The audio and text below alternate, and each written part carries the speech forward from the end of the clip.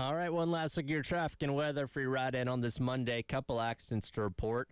One at Gadsden Street and Hampton Street. Another one I-20 eastbound in Alpine. Kennerly and Fire Tower. And then one more at I-77 northbound before Forest Drive. A little bit cooler today, actually. High of only about 80 with chance of scattered showers and thunderstorms. Tomorrow, high of 85 with isolated thunderstorms. Back up to 92 on Wednesday. Currently 74 in downtown Columbia here in the game.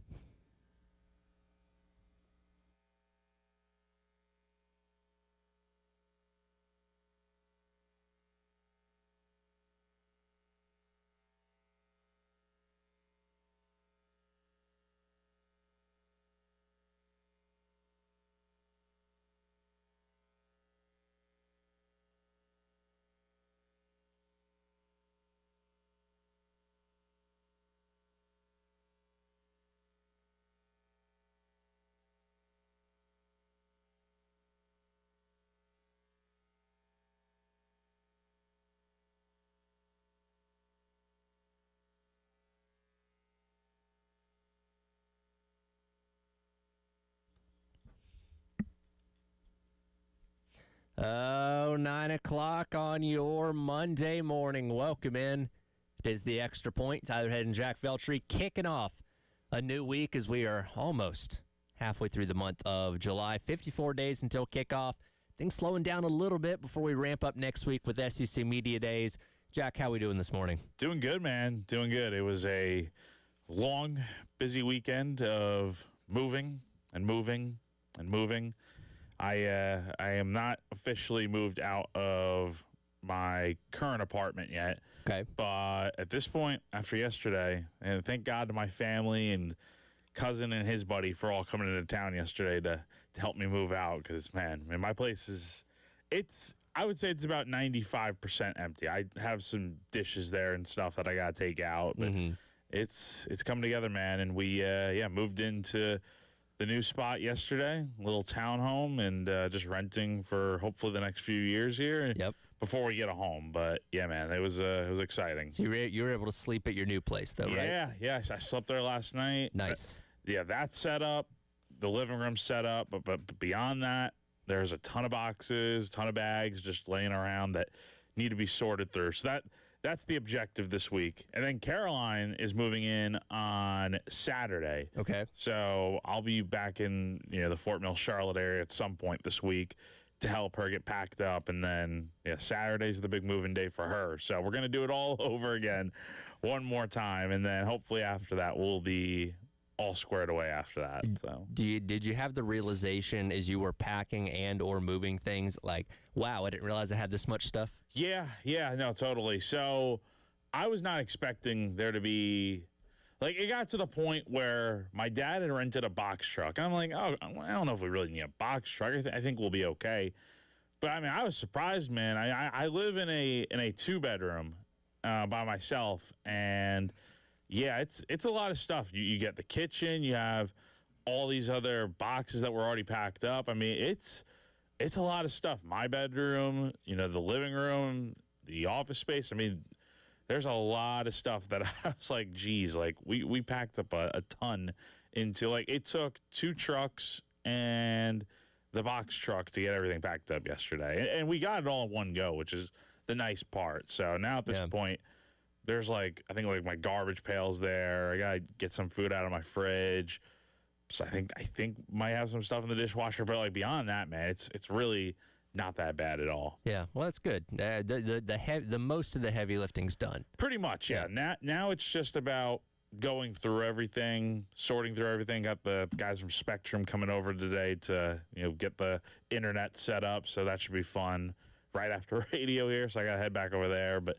Yeah, and then I'm just ready for Caroline to get down here and then go from there. I will say I'm waking up feeling sore this morning, man. I don't know. Yeah. I don't know if that's because I'm 26 now or because of all the moving yesterday or a combination of both, but my shoulder is killing me this morning. Well, moving and lifting and all that kind of stuff likely is using muscles you haven't used in a while. Yeah, so totally. It's almost like for you, like the first day of football practice. Oh yeah. Or first day of conditioning or whatever, and you wake up the next morning and you can't move. It's probably a little bit of the same thing. Yeah. So, but it was good. It was good being there last night. It was definitely, It's definitely different. It's quiet. It's nice. I like it. We're in a good area, it looks like. So Nice. yeah, I'm Yep. excited. You're out closer to my neck of the woods then, I guess. Yeah, and that's the other thing. Yeah, that was different this morning. Waking up earlier, having instead of a 2-minute drive where I can just leave my place at like 8:50. Now I had to leave at I think 8:20 this morning because it's a 25-minute drive. Now you have an actual commute. Yeah, to get from Irmo. So yeah, I'm an Irmo resident now, I guess. So it's Irmoian. Do we have a name for that? I don't know. I guess I don't know. Man, if anyone from Irmo on the text line wants to weigh in with what the nickname is, let us know what we need to properly call Jack now that he's out in the Irmo area. Well, good. Glad you got a lot done this weekend. Yeah. It sounds like you're gonna be up to the same thing next weekend, but after that, you'll be settled in and good to go. Yeah, we'll be ready to go by the start of everything rolling because, I mean, Caroline starts work in 15 days from now, and then it's almost time to go back to school. Dude, it's so weird. I don't know why I'm just like not used to because the way they do school now around here is like first day of school is August 5th this year, which is insanely early because back when I was in school, we didn't start till like mid-August, right? It'd be like August 15th or August 20th or something, somewhere in that date range. But now it's 2 weeks earlier. I guess the only benefit is that you get more breaks throughout the year. Like it's a longer school year, but it's more breaks. Like I think Caroline gets a week at Thanksgiving, which is really nice, and some other breaks along the way. But yeah, the schedule's different. Just I mean, it's so weird that summer we should be in the middle of summer, but it feels like summer is like quickly coming to an end. Yeah, no, summer, technically speaking, still got like another 2 months, but for most of us, I think we still think about it off the calendar of school. Like, all right, school's back. That means it's fall now, even though it's still 100 degrees outside. And then for us, I mean, we don't know the first date officially for fall camp, but it's going to be, sometime in August. And don't they usually start? Do they start on Fridays typically? Yeah. So, and again, I think I saw on a press release on Gamecocks Online, it was about like Dylan Stewart being like an All-American or something like that from June. And I think at the bottom of the story, they had the year wrong for what season it is. It said 25, but it is 26, the current season. And I think it said like players will report on Thursday, August 6th, and then the team begins practice on Friday, August 7th. So, I mean, that would line up. We have not seen the official practice schedule yet, which I'm sure will come out eventually. But given the season starts a little later this year, it would make sense that the first day of practice is about a month out from when the season begins. So we're talking, 3.5 weeks till preseason camp gets rolling, and then I mean that's the end of summer here for us because it's like football every day after that. Yeah, that sounds about right. By the way, if you want to count down to that, only 25 days until August 7th, so you can count down to a little less than a month until they're going to be actually out there in helmets, shoulder pads, and all that kind of stuff, building up to the start of the season, which is 54 days away. And as we've been doing our countdown every single day, 54 days until kickoff, I was thinking 54, and it kind of dawned on me, we go into this year now with a 9-game schedule in the SEC. It is no longer possible to have a 500 record in conference play anymore. You're either going to have a winning record or you're going to have a losing record. You're either 4-5 or 5-4 or something better or worse than that. And obviously our hope is that South Carolina is 5-4. If you're 5-4 in conference play, you're looking at least at 7 wins, right? Because they shouldn't have any problem dealing with Kent State and Towson. Then the question becomes, okay, what happens in the Clemson game in terms of do you win 7 games or do you win 8? But if you tell me right now South Carolina has a winning conference record, I feel great about this season. Losing conference record, we'll see. Still possible to have a decent year with the losing conference record, but again, now with that extra game, as we talk about a lot, that's a guarantee. That's one more guaranteed loss for half of the conference, and you just hope you're not one of those teams. And think about it this way. I mean, with the extra conference game, it essentially takes in another potential built-in win for South Carolina, because otherwise, I don't know who they would have scheduled. I guess it would have been Miami scheduled with the original scheduling. If it were an 8-game league schedule, what would that other non-conference game be? Like maybe it's Miami, maybe they end up scheduling another cupcake opponent and they have 3 wins built in. Well, that's no longer the case where you have this extra conference game. And yeah, I mean, look, that's why it's so paramount, I think, to do well early in the year, where we've talked about before. the front half of the schedule, first 6 games, are very manageable. Alabama at night is a very tough challenge, but I don't know what Alabama's going to really be yet, because they're going to have a new quarterback. It's Kalen DeBoer. It's no longer Nick Saban. How good is Alabama really going to be? But then again, I feel like South Carolina got Bama at their most vulnerable the last 2 years, where they played them really close but ended up losing both games. So we'll see what that means for this year. Maybe they get them in a vulnerable state one more time again, but I don't know. Alabama might be just a better team this year after going to the playoff last year and getting that monkey off their back. That's really the toughest game there. You got Kentucky, you got Florida, Mississippi State. I think you can win all those games. And then it's, okay, the back half of the schedule is really tough, because you could be playing, besides Arkansas, you could pretty much be playing a ranked opponent every single week. And you have some really tough road games mixed in there with Oklahoma and, let's see, what's the other one? Clemson. I mean, the good news is you get like Tennessee, A&M, Georgia all at home. So there's a chance you win those games. But those are also teams that are really, really good. So, yeah, I mean, if you want to get to that 7-8 win mark, I feel like realistically you've got to have at least 4 wins going into the bye week.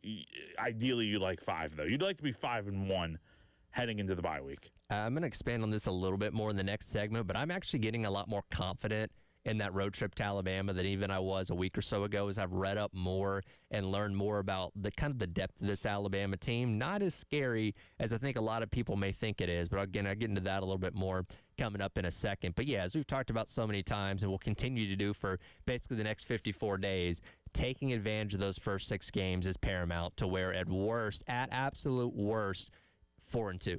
Right, which, hey, if you did lose to Alabama and did lose to Florida, okay, you're still in somewhat okay shape, and finding a way to win 2 more games again just to get yourself back to bowl eligibility would be, paramount in those last 6 games of the regular season. But Coach Beamer's only had one winning record in conference play, and to no surprise, that was 2 seasons ago when they won the final 6 games of the regular season and went 5-3 in conference play. Now, again, it becomes that much harder. And again, the overall record is obviously what's going to be more important in determining if, Coach Beamer hangs around or not. But in terms of where you can potentially finish in the SEC, being 5-4, especially with how wide open I think this conference is going to be, especially in that middle ground, you could find yourself somewhere around probably that like 5th to 7th mark if you're 5-4 in conference play, depending on how wild the conference is this year. Yeah, I mean, 5 SEC wins. So let's count it up. So Mississippi State, Kentucky, I feel like maybe I don't know. I'm not fully confident they're going to go 5-1 in the first 6. I think they maybe get stumped at Florida. So maybe they have 2 SEC losses heading into the bye week. And then, let's see, can you get how many home games can you win? Because you get Tennessee, A&M, Georgia. Can you win 2 of those, you think? I think you need to. If you're going to get to 5 SEC wins, I think you're going to have to. Because then the road trips are Arkansas and Oklahoma. I think honestly, I think you can win both those, but realistically, I think you probably split them. So I don't know. I lean more towards them being like not over 500 in SEC play. Like I could see it being more like 4-5 compared to 5-4. I think you're going to need an upset somewhere in there to be able to get to 5 wins or better. We'll later on in the show, we'll get into what one talking head in college football thinks might actually be that upset for South Carolina. It's a pretty significant one late in the season, so we'll get into that coming up in a little bit. But yeah, again, the overall record and getting to a bowl game is kind of what the primary focus is, but I do think it's interesting now that we have this new era upon us with a 9-game SEC schedule, what exactly that can look like record-wise for South Carolina. Jeff, by the way, weighs in on the Firehouse Subs text line in reference to our question about being an Irmo resident now. He says Hermes. I don't know if that's a thing or not. I don't like it. I've not heard of that. I like just Irmo native. I like Irmonian. That sounds kind of cool. Ermonite. Okay, but do you have the O in Ermonite? It feels like you would have IRM. Yeah. And then INTE. Yeah, you can put the O in there. Ermonite. Yeah. I don't know. Irmo native. I'll look it up. I'll see if Irmo resident. Yeah, resident of Irmo, Jack. Yes. There you go. Got to get used to saying that. Yeah. Well, we'll get it back into. Or here's somebody that does say Ermite. So there you go. Ermite? Maybe, yeah, All right. Ermite. That's nameless texture. We'll roll with it. We'll roll with that for now until we find out the exact answer. Coming up next, we'll get into Phil Steele's unit rankings once again. What are the best units South Carolina's going to see, and which one do I disagree with? We'll discuss that coming up. It is The Extra Point. Tyler Head and Jack Feltry with you on your Monday here on The Game.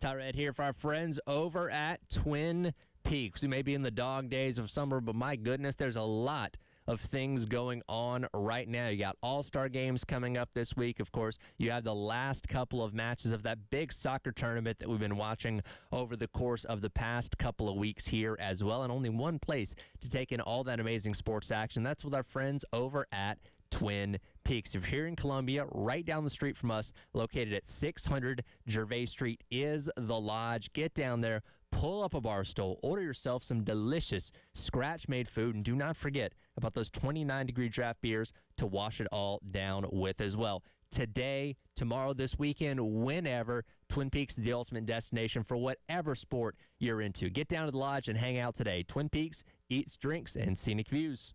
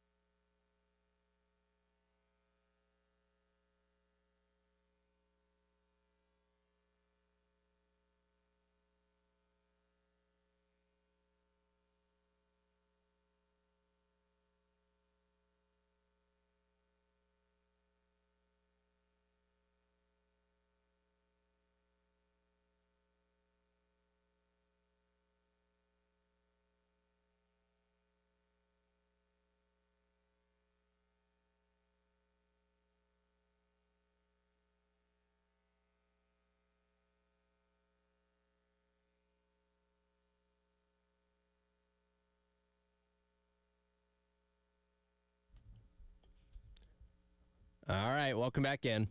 It is the Extra Point. Tyler Head and Jack Felcher with you here on your Monday on the Game. We're trying to authenticate the identity of what Jack and Caroline will now be as residents of Irmo. And we're getting another text from Scott that says it is Hermes. That is the answer. It's been that way for forever. How do you even spell that? Irmise. Oh, Hermes. Hermes. Hermes. Yeah. All right. There you go. Hermes. Now we have our answer. That is multiple people that have confirmed that. So all right. Congratulations. Now you know. Yeah, now I do know. Yeah, okay. Thank you for the assistance. Yes. So yeah, Jack enjoying the Irmo life now and the commute now he has to have coming into the city every single day. We've been looking at Phil Steele's unit rankings over the past couple days. The end of last week, we talked about the unit that he had the least confidence in for South Carolina, which was the running back room, understandably, because you don't have a ton of production there. He was pretty high in what Carolina had as far as their receiving core went, as well as their defensive line, understandable as well. I went and looked at the entire schedule now and what South Carolina is going to be dealing with. And again, he breaks this up into every single position group. And over the course of the entire season, or when you look at all these groups, South Carolina will play at least one team in the top 3 of every single category. Now, Georgia, understandably, is towards the top of the list in a lot of these categories, including being tied for first at quarterback, tied for third at running back, tied for third at linebacker, and being the unanimous number 1 when it comes to defensive backs. But you also see Florida, Alabama, Tennessee, Oklahoma as well feature pretty heavily throughout this list. When you look at this, what kind of stands out to you about what Carolina's going to have to deal with on both sides of the football with these potentially great units, according to Phil Steele? Well, they're going to be playing a really good Georgia team. That's not much of a surprise there. I mean, and even without these, you could already know, like, okay, the schedule's – it's not – I don't think the schedule's as tough as years past, because if it were, you'd feel like the schedule's tough from beginning to end.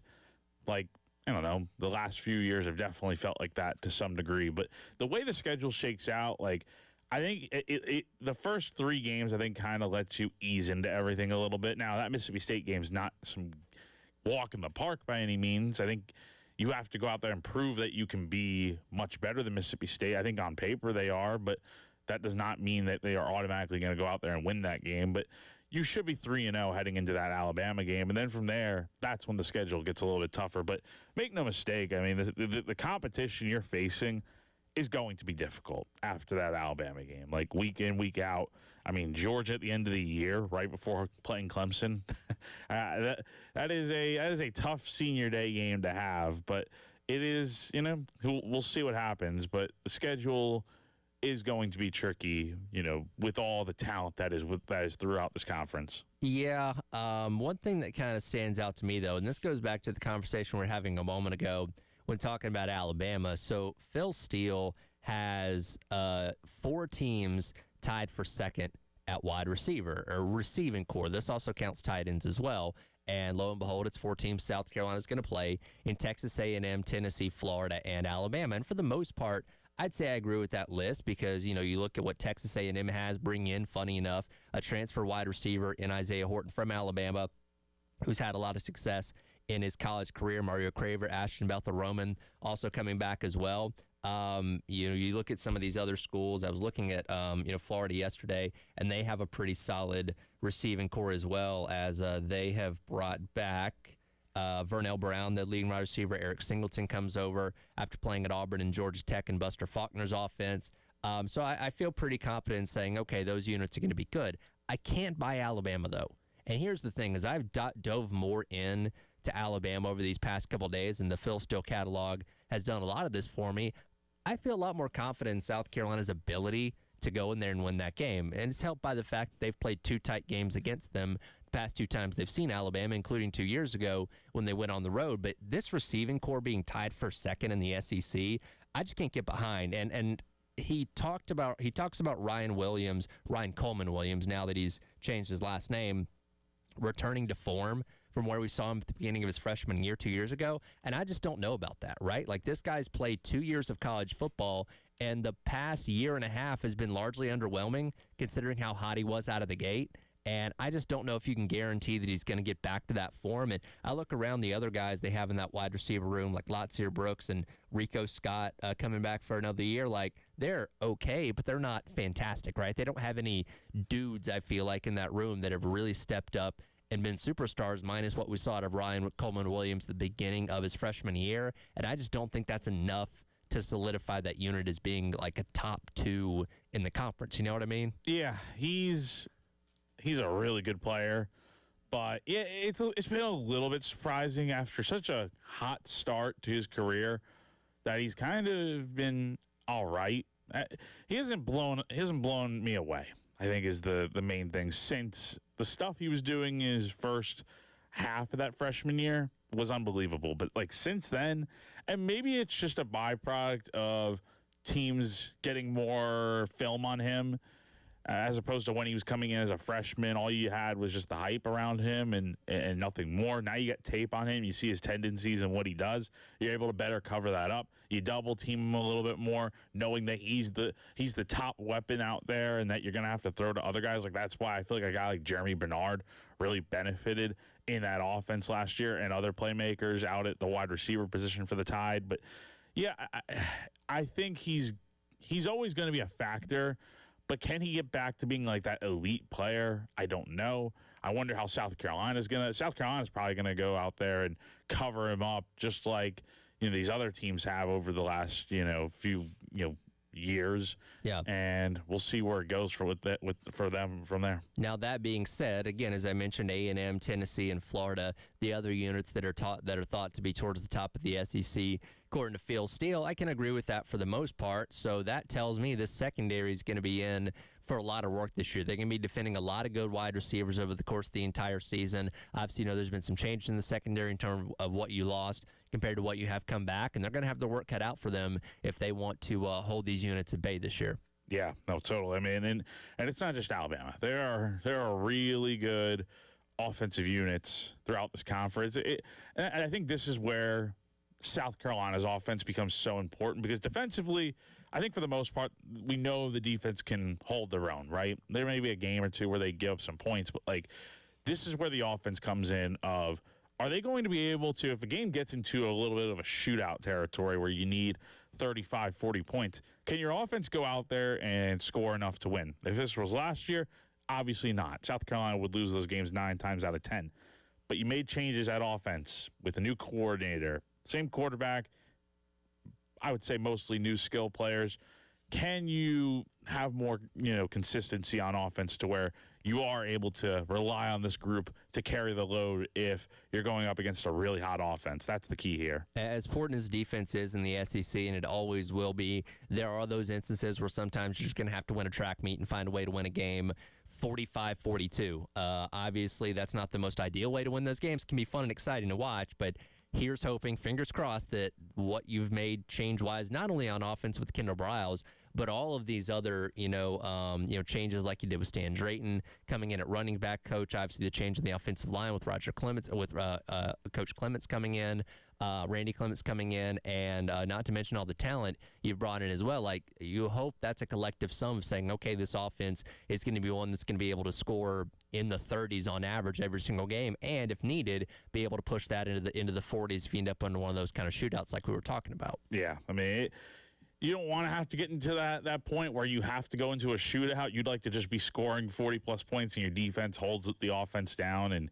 keeps them in check and you win by plenty. But, yeah, it would be good to see early on that this offense is capable of going out here and scoring a lot of points against defenses, and that way it takes a little bit of the pressure off the defense to have to hold teams into the 20-point range, because that's a tall ask for any defense out there, especially in this conference with how good these offenses can be. Well, no surprise with the schedule Carolina has. They have the work cut out for them going up against what are expected to be some of the best individual units in all of the conference on a week-in, week-out basis. We'll switch gears to baseball coming up next. The MLB Draft was held over the weekend. What names do you need to know that were drafted from South Carolina? We'll tell you on the other side. It is the Extra Point. Tyler Head and Jack Veltri on your Monday on the Game.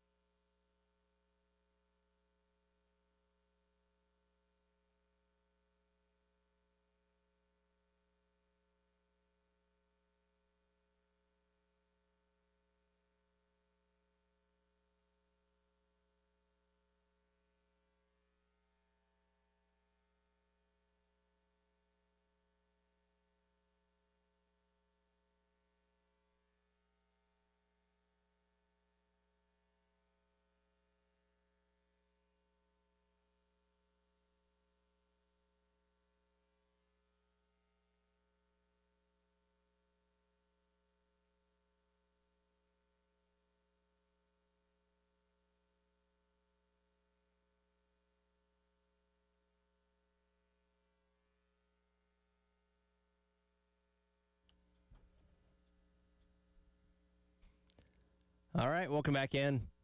Extra Point. Tyler Head, Jack Felcher on your Monday here on the game. I don't know how much attention you paid to it, but the MLB draft was this past weekend, and at the end of the hour, we'll get into what a mess that was. But for the purposes of South Carolina baseball, did have a lot of guys get their names called, pretty much all in the back half of the draft, so mainly names that were getting called yesterday in the 20 rounds of the draft, including Connor, is it Schuss or Schaus? Schaus. Schaus being the fourth to last pick in the draft by the Mariners right there at the very end. Do we know a deadline of when these guys will make their decision on staying or going? So South Carolina should know pretty soon on what these guys are going to be doing, and then hopefully we'll know more after that. But the official deadline is July 27th at 5 p.m. is when players have to sign by. So you have 2 weeks from now, but I think we'll know before then what decisions guys are making.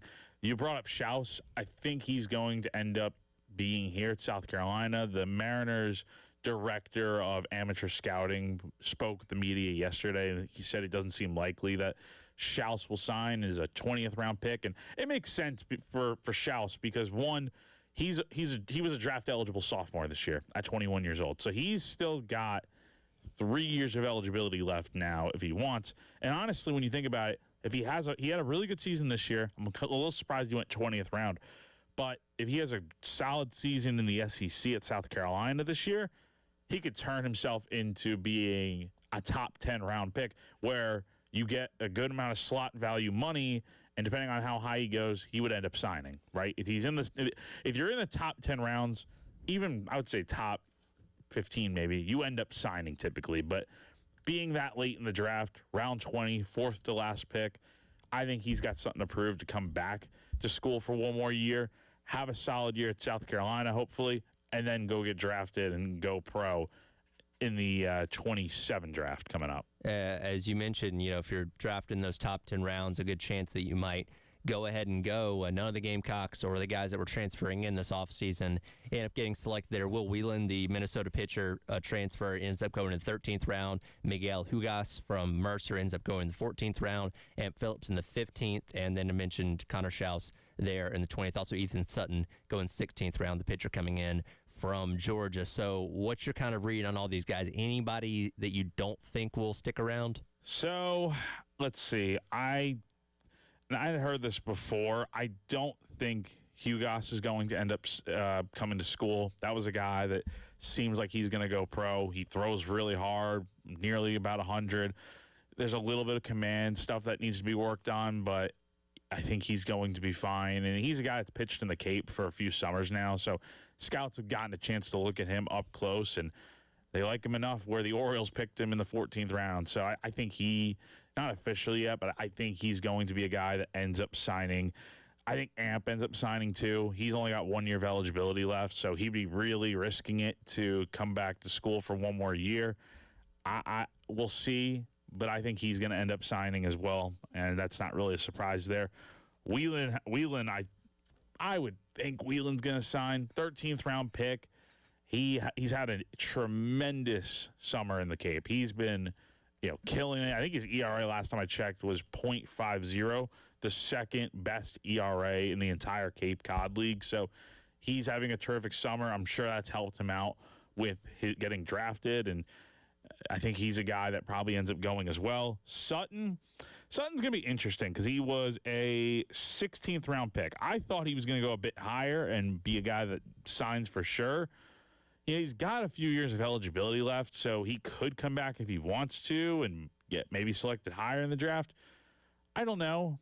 To me, I still feel like he's going to be a guy that signs, but we'll see. In the breakup of it is, look, you have your slot values for the first 10 rounds, and then after that, it's kind of allocating the rest of the money elsewhere, and some teams may put money into, let's see, like their 12th and 11th round picks and put a lot of money into those guys, and maybe the rest don't sign. I don't know. I'm just spitballing here. But it is interesting that Sutton went a little bit later in the draft, so we'll see on him. But I feel like Amp, Hugas are for sure going to sign. I would probably lean towards Whelan signing as well. And then I think Schaus is going to be here, and we'll see what happens with Sutton. And not drafted, but we also learned that Tyler Pitzer, who again had left, went to Mississippi State, was coming back this offseason. He got an undrafted free agent deal with the San Diego Padres. What's your read on that? Yeah, he won't be here next year because he signed that deal, so Okay. he won't be here. But it's a little bit of a tough loss there because I think it would have been cool to see him come back here and do his thing because he had a really good year at Mississippi State. But because he had that really good year, it made sense that he was going to get an opportunity to go pro. And look, I was thinking he may get drafted at some point, but he didn't. Ends up getting a UDFA deal. He will not be at South Carolina next year. So that's one thing we know for sure right now. So, again, a lot of those guys, according to Jack, likely to go ahead and go pro after being drafted over the weekend. And, of course, Pitzer with the undrafted free agent deal is going to be gone as well. One name that didn't get called was Elaine Gomez-Guedino. Yes. Did I say that correctly? I think you got that pretty much spot on. First try. Who was expected to be maybe one of the higher catchers taken off the board, doesn't hear his name called early, goes ahead and decides, all right, I'm committing to South Carolina and go ahead and come. And obviously this is a guy that was generating a lot of buzz going into the draft, but now will be playing for South Carolina. That's a big deal, man.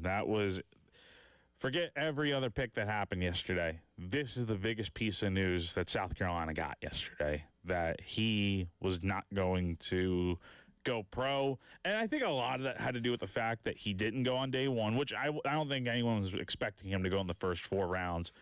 I was thinking maybe he'd be like a middle 6th, maybe a 7th round pick. Anywhere beyond that, I don't know. I don't know if he would have signed. But then the draft keeps going early on, and it's getting to be the later rounds, and he's still not getting picked. And then it gets to a point where he puts the announcement out there that he's coming to school, and I think it's good for him, right? I was thinking maybe he would go pro.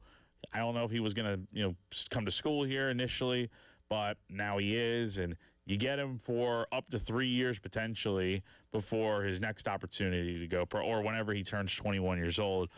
And as the way things look, transfer portal can change everything, as we know. He could be gone this time next year and decide to go to another team. But South Carolina has its catcher of the future. And matter of fact, we'll see how things shake out in the fall and the preseason. There's still competition to be had. But if I'm looking at a lineup right now, I'm penciling him in as the starting catcher next season. I just think this is such a big deal that you're getting this kid here. The number 3 catcher in the country in the class of 2026, according to Perfect Game. A really good prospect coming out of high school. His story's very interesting. Originally from Venezuela, fled to the United States, found a home out in Scottsdale in Arizona, and he was committed to the previous staff at South Carolina. With all the guys that ended up decommitting and going to other schools, you'd think this kid right here, he's going to do the same. He ended up sticking with his commitment, and that's a credit to South Carolina's new staff that has really done their due diligence to keep him here and keep him happy, and they end up winning out in the end to get him. That's the biggest win, I think, so far for this staff outside of what they've done in the transfer portal, which has obviously been a big win as well. So a lot of months left to go until the season, but having Guedino on this team makes them so much better already. Yeah, a lot of good things the staff's done so far this offseason, that being one of them that hopefully sets South Carolina up for a lot of success when it comes to that position behind the plate in the future. As again, we know going to come after not getting drafted in those early rounds over the weekend. We'll come back, wrap up hour number 1. Did you watch the MLB draft? If you did, you were flipping channels a lot. We'll tell you about it coming up next. It is The Extra Point. Tyler Head and Jack Feltry along with you on your Monday here on The Game.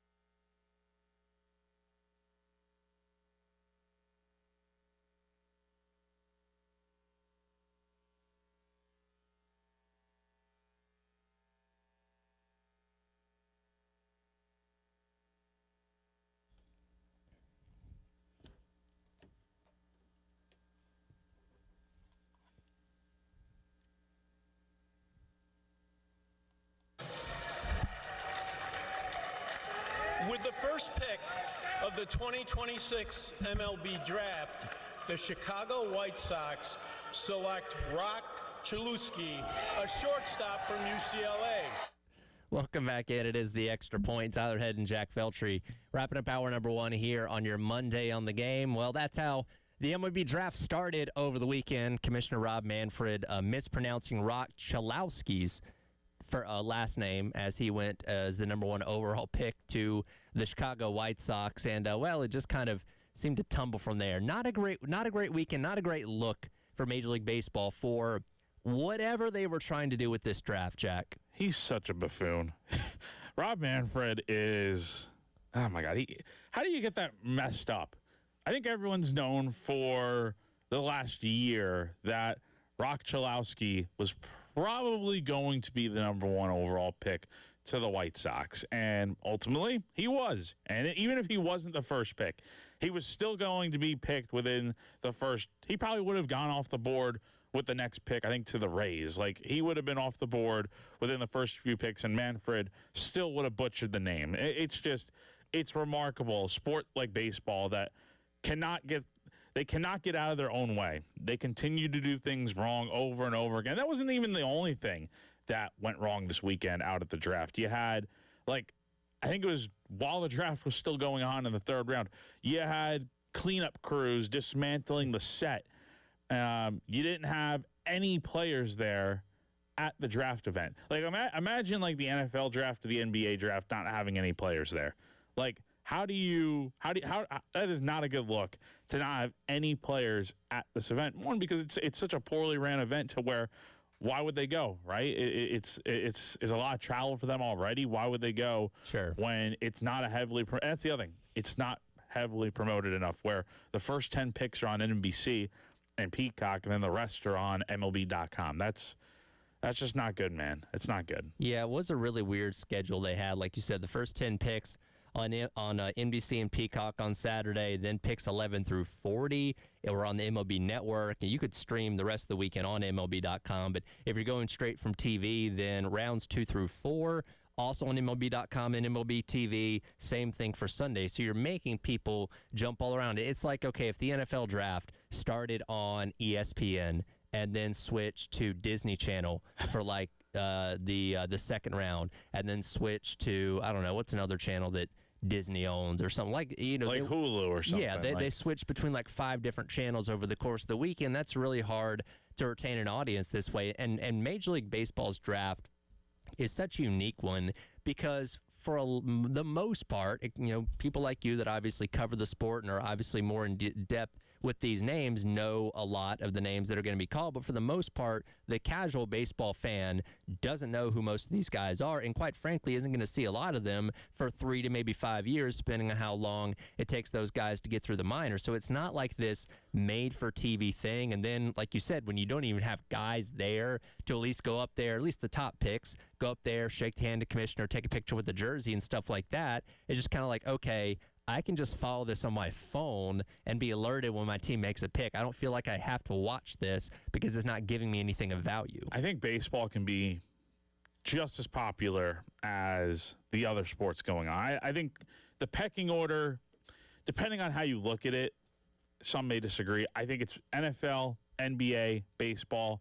and then hockey. I think there's a big gap between NFL and basketball, yes, and then the MLB, and then hockey. Hockey, you could argue, is probably more popular than baseball in some parts of the country, but nevertheless, baseball could be right up there with the NBA and NFL. It's just they have such poor management and leadership at the top to where, I mean, even yesterday, the futures game, where you have all the big-time prospects under one roof playing a game against each other. They're playing in the middle of the day while the rest of the league is playing their games, and also the draft is going on at the same time. Why could that not have been? There was no games last night with the MLB because of the All-Star game coming up. Yeah. Why couldn't that have been, the futures game have been starting at 7 o'clock, first pitch, prime time, NBC. You're in the spotlight. Everyone's watching. Instead, it's going on during the middle of the day when I'm sure no one really knew. I didn't even know the futures game was going on during the middle of the day yesterday. It's just there's so much incompetence on so many levels. I want baseball to be great, but man, when stuff like this continues to happen year after year, it's such a turnoff.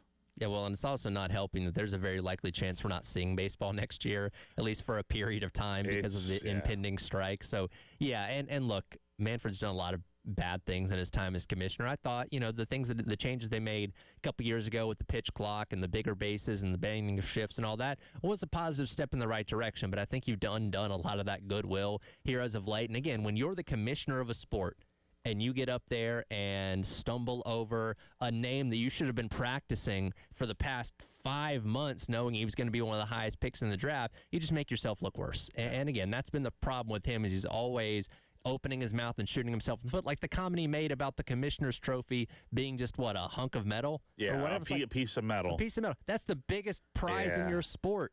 And you're downplaying it like that? Like, come on, man. And the cheating scandal with the Astros. It's just there's just so many things that this guy's done wrong during his tenure, and it just doesn't get better with him. So I hope baseball can get better, but I don't know if it's going to come with him. We'll see. That's do it for round number 1. We'll get back into football coming up in hour number 2, including maybe an upset that South Carolina is primed for. We'll tell you about it on the other side. It is The Extra Point. Tyler Head and Jack Feltry on your Monday on the Game.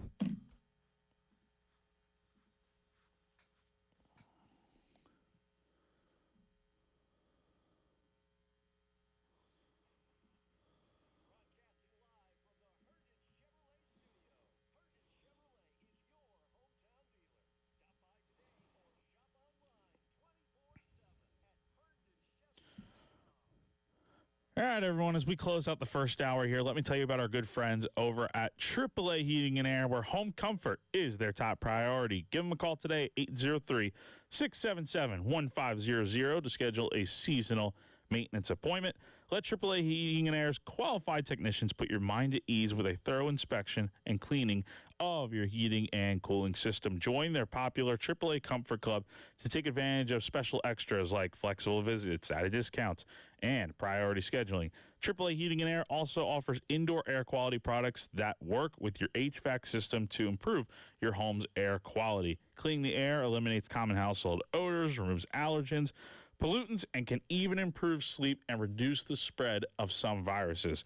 So go to callAAAtoday.com for more info. Again, call 3Astoday.com for more info. Tell them Jack from 107.5 The Game sent you on over.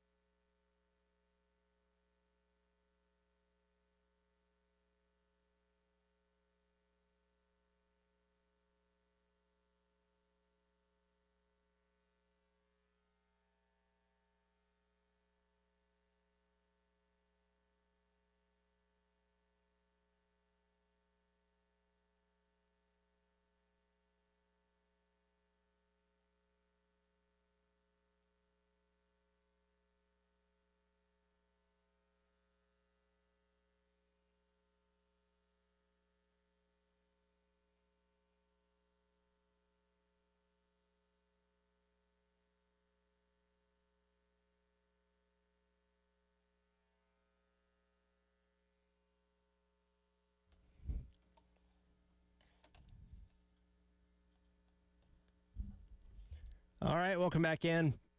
It is the Extra Point. Tyler Head and Jack Veltri, hour number 2 on your Monday here on the game. Again, 54 days until kickoff. 1 week until SEC Media Day, so we'll really start getting things ramped up next week, hear from the coaches, hear from some players, and start kind of figuring out what this 2026 season is going to be. And with a new football season, typically comes surprises and upsets. And, hey, South Carolina's been a part of some of those upsets in years past. Are they primed for another one this upcoming season? The Crane and Company podcast at the end of last week actually discussed this. They were picking their upsets for the 2026 college football season, and Jake Crane picked one for South Carolina. My third one, November 21st, South Carolina hosting Georgia. Ooh, why? Now, why? we know the pressure that's on Shane. We'll see how the offensive line is. We did our preview. You're going on the road in Columbia. Could this be the one that Beamer has to win to save his job? We all know sometimes that, I don't read the script. Script reads me. That's Lenore Sellers. So that's how it's gone. Yeah. Right? It's just. I knew South Carolina was going to be on here. I'm telling you, they're good because they're good enough to do it. Yeah. Now, I didn't see a spread on that one. Okay. I could not find a spread on that one. If somebody does, please. Probably because Georgia's going to drown Let South me Carolina. know. Okay, good. Quote that one. Okay, South Carolina fans. Yeah, quote that. That's fine. There you Quote go. that. Quote that one. You can take that one to your grave. Right on the Jumbotron When before the Georgia's game. down 8 with 2 minutes to go and driving to try and tie it, we'll see. Hey, Georgia fans, clip that. Yeah. Clip that. So a little bit of debate there on the podcast in terms of if South Carolina can do that or not. And he's right, there isn't a line out for this game right now. If you were Vegas and had to set a hypothetical line at this exact moment, what do you think that would be? I would probably Georgia's gonna be favored at least by a touchdown. I'd probably make it like 8.5. I think. I don't know. I think that could be a good line for this game. Georgia by 8.5. Yeah, it's somewhere between 8.5 and maybe closer to 10. And again, I'm going off of right now where there's still unknowns for everybody. But I think there's more unknowns for South Carolina than there is Georgia. I think Carolina does get the little bit of the benefit of it being a home to prevent it from being like maybe a 12 or 14-point line or something along those lines. And again, we're doing this in the middle of summertime. A lot's going to change. Our thoughts and opinions of both these teams are going to change pretty drastically, but you anticipate that Georgia's probably going to be somewhere around the top 5 to top 8 by the time that game rolls around, because that's just where they typically are every single season in the playoff mix and all that kind of stuff. So you're talking about legitimately one of the best teams in all of college football at that time rolling into your building in the penultimate week of the regular season. You've gone through this gauntlet of a back half of the schedule, a little bit of a reprieve the week before, but you are going on the road to Arkansas. Your rivalry game against Clemson's the next week. There's a lot going to be going on in November when Georgia rolls into town. Yeah, and you hope you're not at a point where you need to win that Georgia game to get to bowl eligibility or something. You hope you already have that kind of secured by that point, and that a potential win over Georgia would just be a cherry on top to everything else that's happened already during the year. But we'll see, man. I mean, that game's going to be tough. I think a lot of people will circle that automatically as a loss. I think it helps that it's at home, but still, it's Georgia we're talking about. They're going to be favored. I can imagine they'll be favored by quite a bit more if South Carolina is struggling at that point in the year, but time will tell. Yeah, and I mentioned this. This was a week or so ago. You weren't back yet, but I was doing my opponent previews, and we got to the Georgia game. And, of course, the last time South Carolina beat Georgia was all the way back in 2019, and that was when Georgia, I believe, was number 3 in the country. Yes. They go into Sanford Stadium, pull off the upset. Georgia turned the ball over a bunch. Rodrigo Blankenship missed a late field goal and all that. But since then, Georgia's only lost one game at home, and that was to Alabama a season ago. But when you just look at it in general, in the regular season, the teams that beat Georgia, I went through and made a list, they're all like in the top 15 of the rankings at that point in time, if not being in the top 5 to top 10. So typically, just historically speaking here, since that upset against Georgia back in 2019, you have to be a really good team to be able to beat them in the regular season. Now, again, Carolina had a 14-3 lead at halftime in Sanford Stadium last time they went back in 2023, but as we know, they weren't able to close the deal and finish that game off. Beating Georgia for 4 quarters is very tough, and it takes being one of the best teams in the entire country, at least in the eyes of the committee or AP poll or whatever at that point in time, to get that done. So if South Carolina goes into that game with, only 4 wins, right? They'd be 4 and 6 at that point in time, having to win their last 2 just to get to bowl eligibility. I don't think the chances are very high of that. However, if you go into that game at 8-2 and you're ranked 14th in the country, I like your chances a whole lot better. That seems very obvious, but again, those are the type of teams that beat Georgia in the regular season. I think you always give South Carolina a chance because they're at home in that game. It'd be one thing if they were on the road. That'd be very tricky to go win and play well there. But I think at home, you always give them a chance. It's going to be senior day, so I think that matters too. I don't know. I don't love their chances. But again, we don't even know how things are going to look by that. But that's so far from now to where, it's one thing to talk about the early games in the season because they're 2.5 months away. But, that Georgia game is all the way in November. Like, what, November 21st, right? I mean, it's the next to last week of the season. Exactly. It's so far from now. Things could be drastically different. Georgia maybe has a slip-up or 2 along the way to where they're not perfect and they're beatable. But I don't know. I mean, for South Carolina, the question is, how's their defense looking? Are they staying healthy? Is their offense any good? I mean, if they have a competent offense and their defense is playing well, I think you like their chances in this game. But there's a lot of games that are going to have to be played out before then to figure out if this team can actually go toe-to-toe with a team as good as Georgia. That's definitely, when you look at the schedule, home, away, whatever, that's definitely the toughest game on there that I think you probably circle right now as an L, but things can always change. Does Shane Beamer have the reputation of being an upsetter? We obviously know that, the Tennessee and Clemson games back-to-back back in 2022 kind of sent shockwaves through all of college football, and really for the first time in the Beamer era, put South Carolina on the national map a bit. Like, hey, what's going on over there in Columbia? Wow, those are 2 crazy wins there. Obviously, on the opposite end, you had the collapse against Texas A&M in the second half last year. Again, I go back to 3 years ago. You did have the lead against Georgia at halftime before not being able to put it together the second half of that game. Is Beamer thought of one of those coaches like, hey, that guy's primed to spring an upset whenever, even though maybe it doesn't happen quite as often as some people might think? I think early on in his tenure, like those first few years where it became that way when he got the back-to-back week upsets over top 10 teams in Tennessee and Clemson, a little bit of a reputation there. The following year, they beat 23. Did they beat anyone? They didn't have any monumental upsets that year. Now, 24, though, they get the win over A&M, a top 10 team at home. So, yeah, he's had a few top 10 wins. Again, a win at Clemson again on the road in 24. That was a big deal. He's got some reputation, I think, for having those big upset wins. I think it's come to a point where, last year I think there were a lot of times where it's like, all right, the season's not going well, but you can always anticipate a Shane Beamer team getting one of those games that they weren't supposed to win or not expected to win, and they end up winning it. I think that's always the expectation every year. So, I don't know. I think South Carolina is a team that is always due for an upset every year, but as we know, it didn't happen in 23. It didn't happen in 25. Hey, maybe with the whole even year thing, it'll happen in 26. Yeah, well, here's the thing. If you're a good enough team, the wins aren't seen as upsets. You mentioned what happened in 24 when, A&M came to town as the number 10 team in the country. You went on the road to meet Clemson when they were number 12, but we knew by the end of the year how good that team was. So, yes, in the moment, fans stormed the field and all that kind of stuff against A&M. One of the craziest moments I've ever gotten to witness in person just in my sporting life, which is really cool. But, as the weeks went on, you're like, okay, well, Carolina's actually a really good team. So I don't think we think about that game in the terms of it being an upset anymore. It's just, okay, one team was maybe rated a little bit too high and one team wasn't rated high enough at that point in time based on what they would end up being. But compared to the Tennessee and Clemson game where, again, you were kind of left for dead.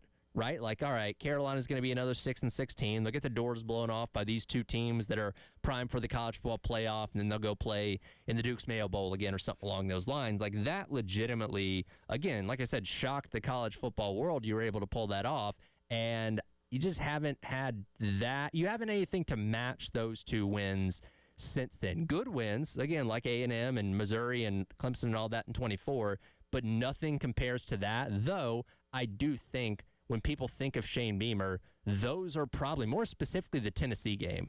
And again, we think about the Clemson game because of the rivalry, but that Tennessee game, I think in a lot of people's minds is the reputation of what Beamer is right now, or at least the thing they think of initially when you say his name. Sure, totally. Now, do you hold that against him that he hasn't had any wins like that since then?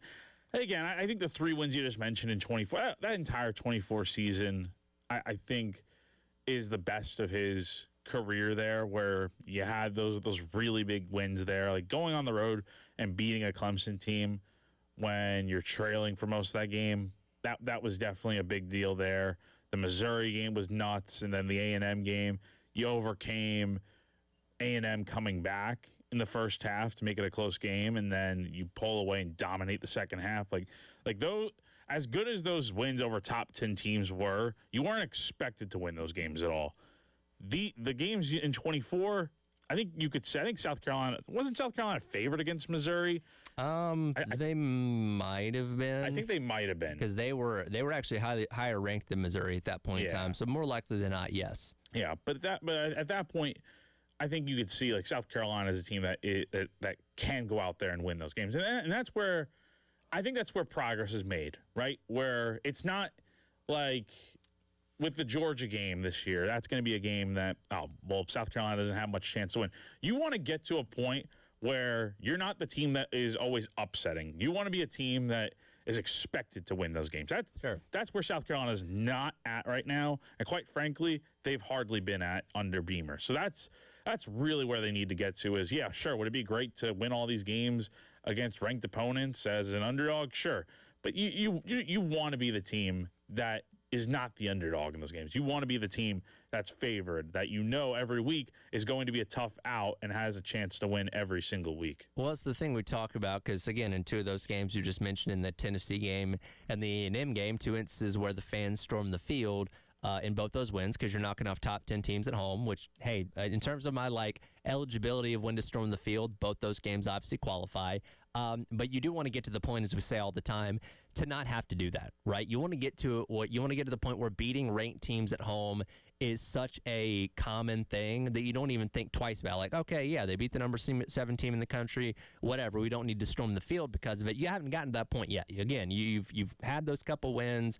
They're a bit fewer and far between here in the past couple years. But you want to get to the point where you don't have to think about beating those type of teams as this monumental thing that you need to throw a parade for. Is like, oh, that's just kind of what you do now. Yeah, that should be the expectation. But yeah, if it is a point this year where it's like you're upsetting a team late in the year, well, if maybe the year wasn't as good as expected then up to that point. Maybe you're 6-4 going into that game. You'd like to be heading into that Georgia game. You'd like to have a chance to maybe get to that 8-9 win mark heading into that game. That to me would scream you're having a good season at that point. Yeah, we'll see. 10 games to be played between now and that Georgia game coming up in November, but at least Jake Crane of the Crane Company podcast does think South Carolina has a chance to pull the upset there. We'll come back, get into the future of the college football playoff and a theory I have about what so many bowl games being involved in the playoff is doing to the history of these games. We'll talk about that coming up next. It is The Extra Point. Tyler Head and Jack Feltry along with you on your Monday here on The Game.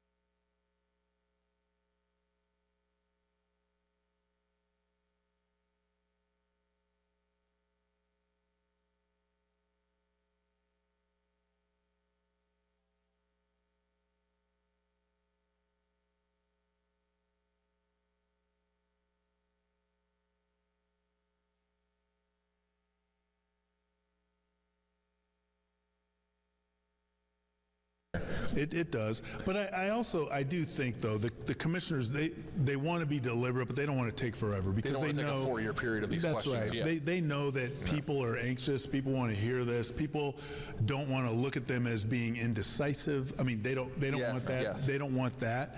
And there's a balance between being deliberate and being indecisive. I don't think they're at the indecisive place yet. I don't think we're there. I think we're still in the deliberate phase. Yeah. And they do have a few months to go.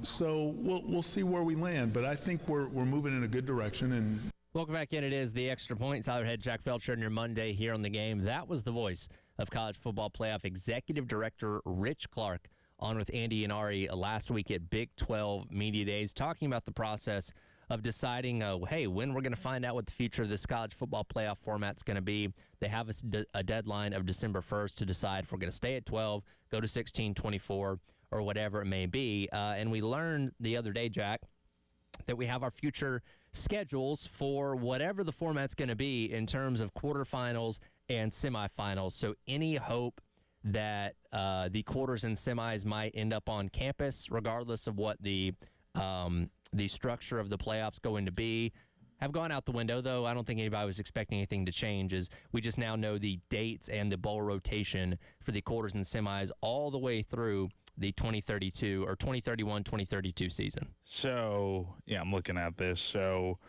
the latest games for these semis would be, 2031-32. The semis are January 8th and 9th. I like that. Hopefully that does not mean you're taking a week and a half to 2 week break before you play your national championship game on January 25th or whatever. Again, we've got to get this is fine, but we've got to get to a point where the national championship is like a week or 8 days later, rather than let's give them a week and a half off before the next game, because then at that point you're just dragging the schedule out all the way until later on. It's not a problem that they have so many different games going on. It's the dates that are the problem, where your postseason begins like second week of December, and you can't help with Christmas or anything, but you can work around that, obviously. Sure. And then your national championship is not until 5 weeks later. That's a problem.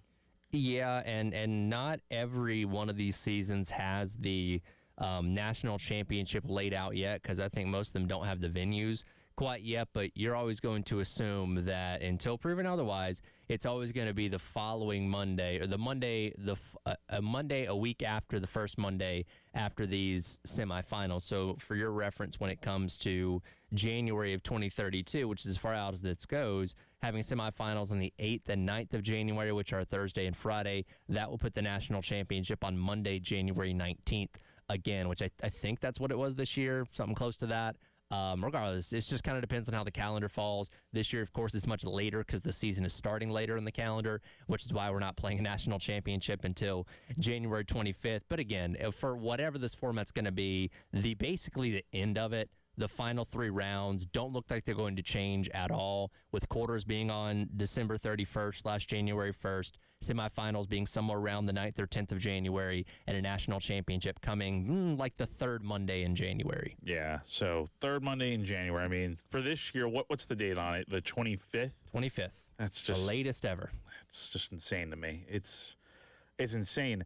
You would think that the college football would be dealing with a problem of losing interest and hype, maybe from like the super casual viewer, but like majority of the fans in this sport are going to still watch. That's the problem here. Until you get to a point where it's like viewership takes a hit, or there's just not as much interest when you have so much time off between games. I get it from a recovery standpoint. I'm sure it helps, right? But when you're talking about continuing the momentum and creating more buzz and getting this thing done at a point to where it's like, the transfer portal opens up right after January begins, and then you're talking like, if you're like in Indiana or something that won the national championship, you're having to deal with preparing for 3 playoff games, including the national championship, while also having to deal with the entire portal cycle for a 3-week span. I mean, that's just not. Yeah. I don't know. That's a whole nother problem. Is that we've got to get to a point where the portal opens up after the season ends, like any other sport. Like imagine free agency in pro sports opened up during the middle of the playoffs. Like that's just not. That would never happen. It's insane to think about. So why does it continue to happen at the college level? I have no idea. It's just how college sports are, unfortunately.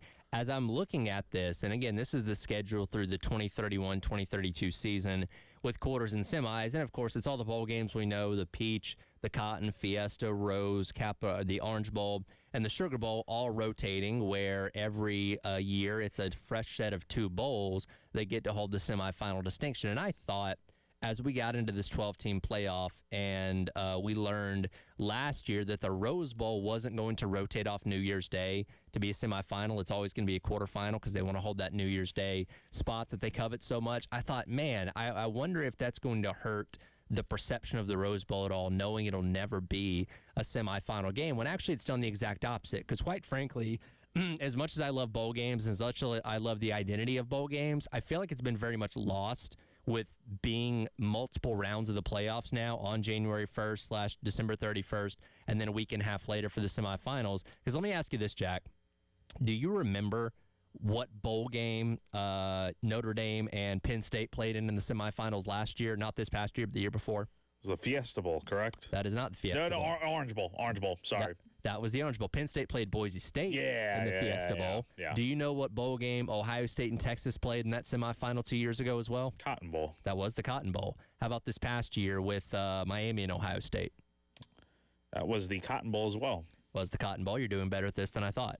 How about Miami and Ole Miss? That was the Fiesta Bowl. That was the Fiesta Bowl. Good job. That wasn't that long. Okay, ago. I thought I was going to be able to get you with that. But it's one of those things where you don't identify the game with the bowl quite as much as you used to. Because, like, even in the 14 playoff era, those bowls were the only 2 semifinals, and I felt like there was a lot more gravity to them to where you remember, okay, yeah, that was a Sugar Bowl, that was a Fiesta Bowl, that was a Cotton Bowl, better than I think we do now because we kind of run through them really quickly. It's like, all right, get those out of the way. We've got to get to a national championship, and I do think with what the Rose Bowl is doing by staying on New Year's Day, staying true to itself and being, that granddaddy of them all at the same time and on the same day every single year, I think that's a better value than rotating to being a Rose Bowl on January 8th or 9th and being a semifinal game. Wouldn't it be so weird and out of place? Let's say it's New Year's Day, January 1st. You're hanging out, you're watching all these games, there are bowl games that are going on. Then you turn on ABC or ESPN at 5 o'clock in the afternoon when the Rose Bowl is supposed to be on, and it's not on because, oh, wait, the Rose Bowl takes place a week later on January 8th. Wouldn't that feel extremely weird and out of place? Like, the Rose Bowl, at this point, I don't think you can be moving that date around. I don't blame the Rose Bowl itself and the committee of those people for wanting to stay firm with that January 1st, 5 o'clock. I think it got moved back to 4 o'clock. It's to 4 now to line up with all the other games, which I'm a fan of. Yeah, but wouldn't it be so strange if you move that date? I mean, I think when you think of the Rose Bowl, you think of the sunset on January 1st. You don't think of the Rose Bowl being played any other day because I just think it'd be weird and out of place. So, yeah, some things are just meant to stay the way they are. In a world that changes so many different things, I think leaving the Rose Bowl where it is fine because guess what? You have 5 other New Year's 6 bowl games that can rotate to fill those semifinal slots. Yeah, and, in the BCS era, the Rose Bowl was the national championship game twice, and they did move it off of January 1st, including the time that Southern California played Texas and maybe what's the greatest college football game of all time. But that was for a national championship. If I'm the Rose Bowl, I'm saying, okay, I can understand moving a couple days later to accommodate for being the biggest game of the season. But to be a semifinal that, again, I feel like just kind of gets lost in the shuffle of the conversation anyway, not worth it. So, again, I didn't think it was going to feel this way when the Rose Bowl said that they weren't going to, rotate themselves into a semifinal. But I agree with what they did because, again, you're the one bowl that still has an identity to it. And again, I think people are more likely to remember the Rose Bowl than any of these other bowl games in terms of their individual names and what sites they were at. Because, again, it just kind of gets lost in the playoff shuffle. No, it totally does, for sure. So there you go. There's your peek at the playoff schedule for all the way through 2031 and 2032, with quarters and semis still being the bowl rotation that we have as of right now. There was a very hyped return in sports this past weekend that didn't go over very well. What's the most disappointing sporting event you've ever watched, or one that didn't live up to the hype that you thought it would? We'll discuss that coming up next. It is The Extra Point. Tyler Head and Jack Veltri along with you here on your Monday on the Game.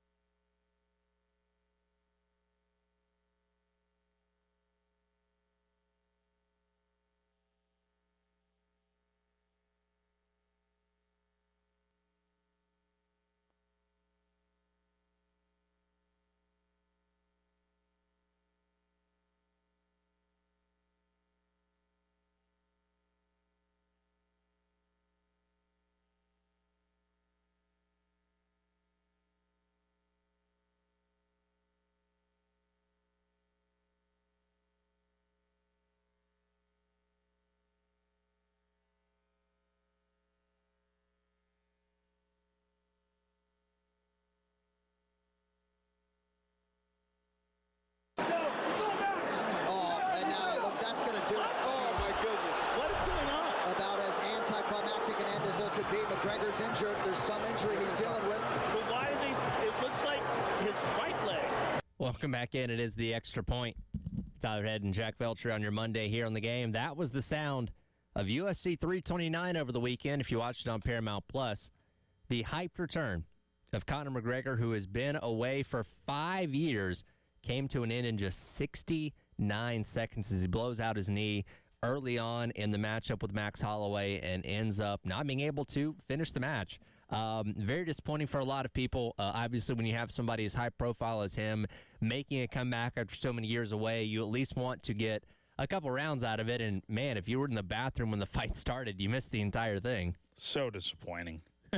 I did not stay up to watch this, but I saw the highlights, and, I mean, just, first off, unfortunate that he I guess it's an ACL tear. Like, I don't know, just that kick he had there. I mean, just so disappointing that's the result. I'd be pissed if I'm paying to go to that event, or I'm sure for all the gambling folks out there that are putting hundreds and thousands of dollars on McGregor to win in his comeback, that he goes out in 69 seconds and Max Holloway ends up winning by default.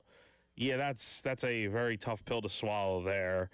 Maybe an omen for why we shouldn't gamble on events like this. But, yeah, I mean, look, McGregor, he's only 37, but it's like he's been out of the game for a little bit.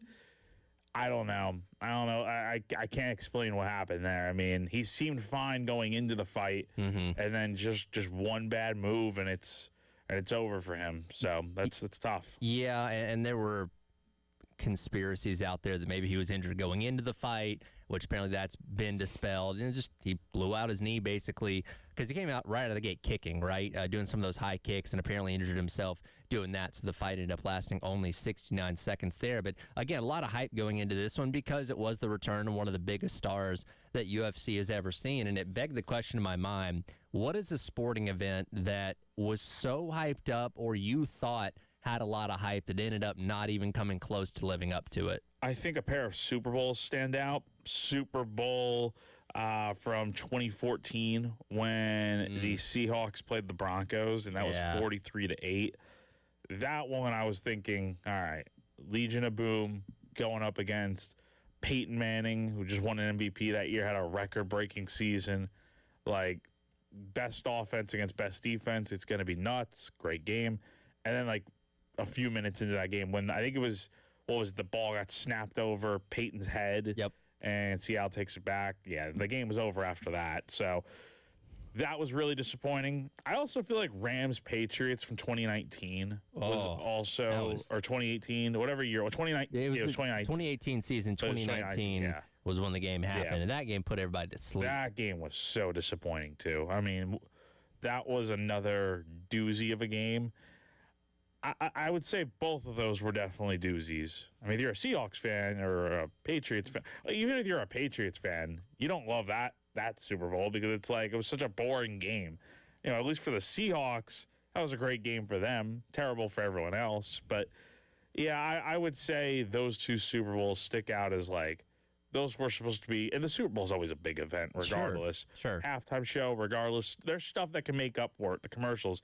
But the game itself, big letdown both times. You know, I think really you can also throw in the last two Super Bowls as well, because we had a good run from going all the way back to the Rams-Bengals Super Bowl all the way through when the Chiefs and 49ers went into overtime now 3 years ago, or 2 years ago, I guess. The last two have been duds. Like the Eagles dominated the Chiefs 2 years ago, and then the Seahawks obviously ran away from the Patriots this past year, to where the worst thing about a Super Bowl is when you're at halftime and, like, yeah, everybody looks forward to the halftime show. And after that, you're like, all right, well, I don't really have anything that excites me about the second half of this game. You mentioned what happened with the Seahawks and the Broncos back in 2014. I had a Super Bowl party for that Super Bowl, and, like, everybody left right after halftime because it's just like the game wasn't compelling or fun. You know what I mean? So, like, you want a game that comes all the way down to the end, especially as the last football game of the year, or at least of the, sports year. And, there have been some stinkers here in the past decade or so. Yeah, I was also looking it up. I remember watching this one, I think, Floyd versus Pacquiao in 2015. Okay, that's a good one. I was going to bring up Mayweather and McGregor when they did their thing a couple years later. Do you remember that? Yeah, because that was McGregor boxing. Boxing, and like they just kind of like hugged each other the whole time. Yeah, that one I remember more clearly because I remember going over to a buddy's house. I think that was like It was 2017. 2017, yes. Yeah. That was going. It was what was the date on that one? Oh, it was like it might have been like October or something like that. I don't remember. Yeah. I actually watched that because it was on pay-per-view, right? I don't even remember how much Yeah. the pay-per-view was. I wasn't going to pay for that, but there were people on Facebook Live that were holding their phones up to their TVs. I was in college. Didn't have money for a pay-per-view at that point in time. So I was just scrolling through Facebook Live, watching it through other people's phones, basically. And again, I saw enough of it to be like, oh, this kind of sucks. Yeah, that one.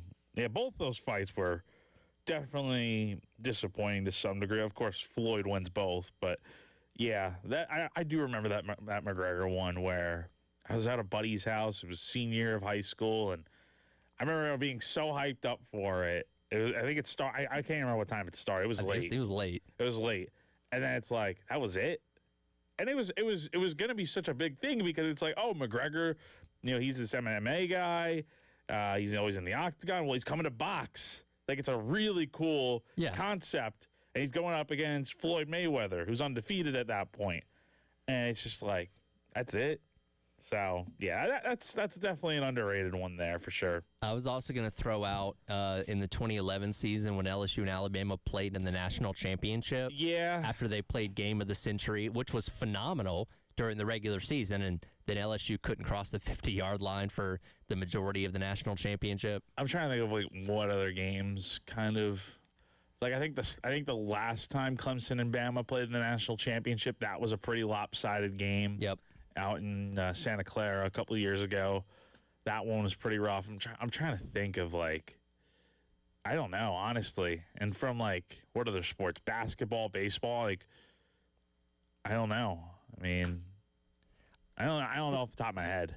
I think I was reading up on this yesterday. A lot of people say the '99 World Series with the Yankees and the Braves was disappointing because the Yankees kind of dominated. Yeah, I would say so. Yeah, because that was a sweep in '99. That one for sure. But again, I wasn't even alive for that. So I mean, I don't know. Trying to think of like any like World Series or anything. The World Series is typically pretty good. I don't know. Basketball, we got a really entertaining Knicks Spurs finals this year. So yeah, forget that. Yeah. I don't know. Yeah, I don't know. 2 years ago, when UConn won their second straight national championship, who did they beat in that national championship game? Because that game was kind of a dud. I forget. San Diego State? I don't think it was a San Diego State year. I forget. Regardless, I think the second one was kind of a dud from what I remember. That was kind of like, all right, well, this game isn't very compelling. Nameless Texter throws in here, or excuse me, David throws in the Mike Tyson Michael Spinks fight back in what year was that? 89 or 88, excuse me, less than 91 seconds. That was a lot of build up for a pretty quick fight. So, by the way, Purdue. Was that right. it? Yeah, because that was Zach Edey and Purdue. 75-60. Yeah, and it wasn't that the year close. before. So I wasn't wrong about San Diego State. They did beat San Diego State. That was just the first time. That was the first national championship. Yes. Yeah. But that one was also a blowout. That was 76-59. Well, that's because we had that weird Final Four. Yeah. The year after the most recent national championship they won was 75-60. So yeah, that's right. Because Purdue, it's like that game wasn't very competitive for the most part. So yeah, there've been plenty of duds over the years. Let us know if you have another one. 803-404-6100. We'll come back, wrap up the hour, check our future headlines, and also check in on what was happening at the Scottish Open. Some weird things for two pretty prominent golfers. That's coming up next. It is The Extra Point. Tyler Head and Jack Veltri on your Monday on the Game.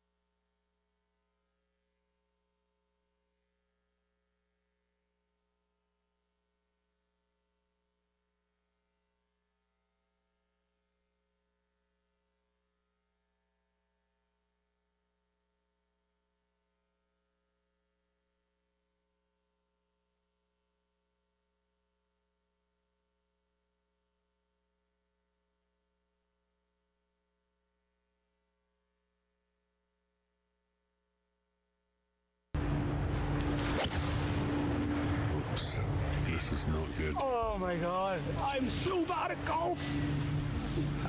I'll swap you anytime. That's a lie. Welcome back in. It is the Extra Point.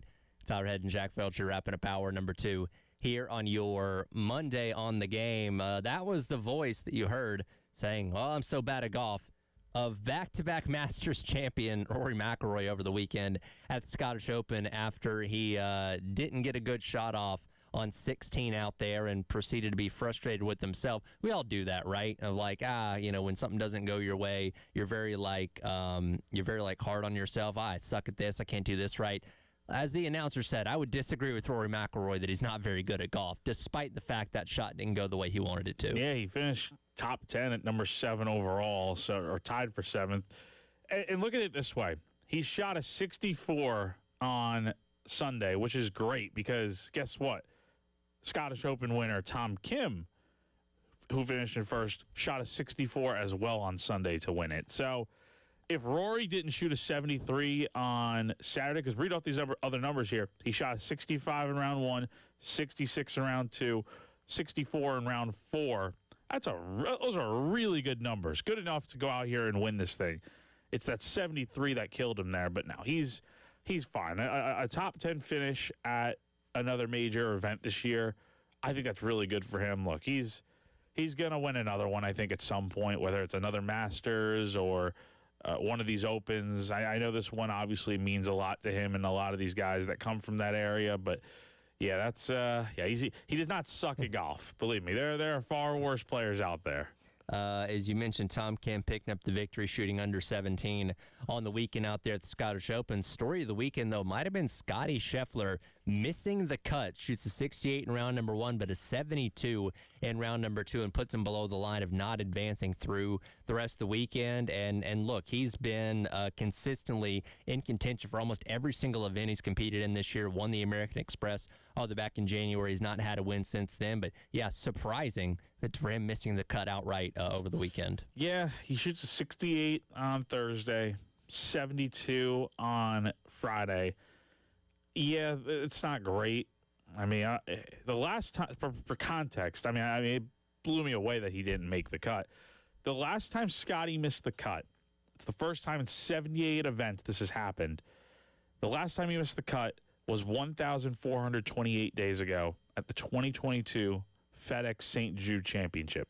So it's just he's been so consistent. He's had a tough year to where, he won the American Express all the way back in January, and then he's had, I think, 9 top 5 finishes this year to where he's always getting close to winning, but he just can't get it done in a lot of these major events especially. But for him to miss the cut, I don't know, it feels like kind of the perfect storm of everything that's gone wrong for him this year, all summed up here to this breaking point where he misses the cut. It hasn't happened in so long. We always expect him to be right up there at the top, but yeah, definitely a surprise to be sure that he misses the cut here at a major event, no less. Well, I don't think this is going to make us suddenly think that he's going to fall off the face of the earth. By the way, the last time he missed the cut, he followed that up with a 3rd and 2nd place in the next 2 events. So I expect him to jump back on the horse and he'll be fine. Be right there in contention the next time he's out there. But yeah, surprising nonetheless that he did miss the cut over the weekend out there at the Scottish Open. As far as our weekend headlines go,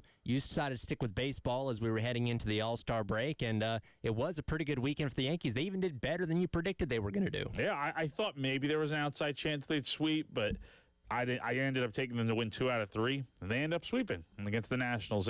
There were 3 very hard-fought games to where the Yankees had to come back in the late innings to win all 3 games. And look, for a team that really struggled at times leading up until this All-Star break here in the final month in June and heading into July, things were looking really rough. But the Yankees split a series with the Rays. They go sweep the Nationals to complete a 5-2 road trip.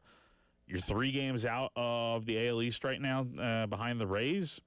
You feel pretty good. Plus, you're up 6.5 games in the wild card. So, really good weekend for the Yankees. They needed it. 1-4 straight heading into the All-Star break. I can't complain. Good stuff there. I was a little off with mine as World Cup quarterfinals were over the weekend. and I had I had Argentina and Norway advancing through the semifinals because I wanted to see those two teams play each other. Got half of it right. Argentina beat Switzerland 3-1, but England picked up the win over Norway. So Erling Haaland and the Viking that he is, his run in the World Cup has come to an end. But two compelling matchups we get later on this week with France and Spain, and then England and Argentina to decide who's going to play for the World Cup crown coming up on Sunday. Yeah, so that'll be interesting, man. It's been a great World Cup so far, and yeah, we'll see how it goes this week as we finally reach the end. Certainly looking forward to it. Again, those were our future headlines of the weekend. Man, once we get past this upcoming weekend with the World Cup final, we're just going to have basically baseball to talk about after that. But think about it, man. Think about it. This time next week, well, are you guys going to be out in Tampa for all 4 days? Yeah, we'll be out there all 4 days. So next Monday, yep, I'll be out in Tampa. You'll be out in Tampa. That's right. And then, yeah, man. I mean, we'll have stuff to talk about. Don't worry. We will make it. For like our future headline predictions of the weekend, that's going to be a little slim until we get into football season. We're going to have to get creative, man. We will have to get creative. That's what they pay us for. That'll do it for the Extra Point. Coming up next, Gamecock Central Takeover Hour, presented by Firehouse Subs here on the game.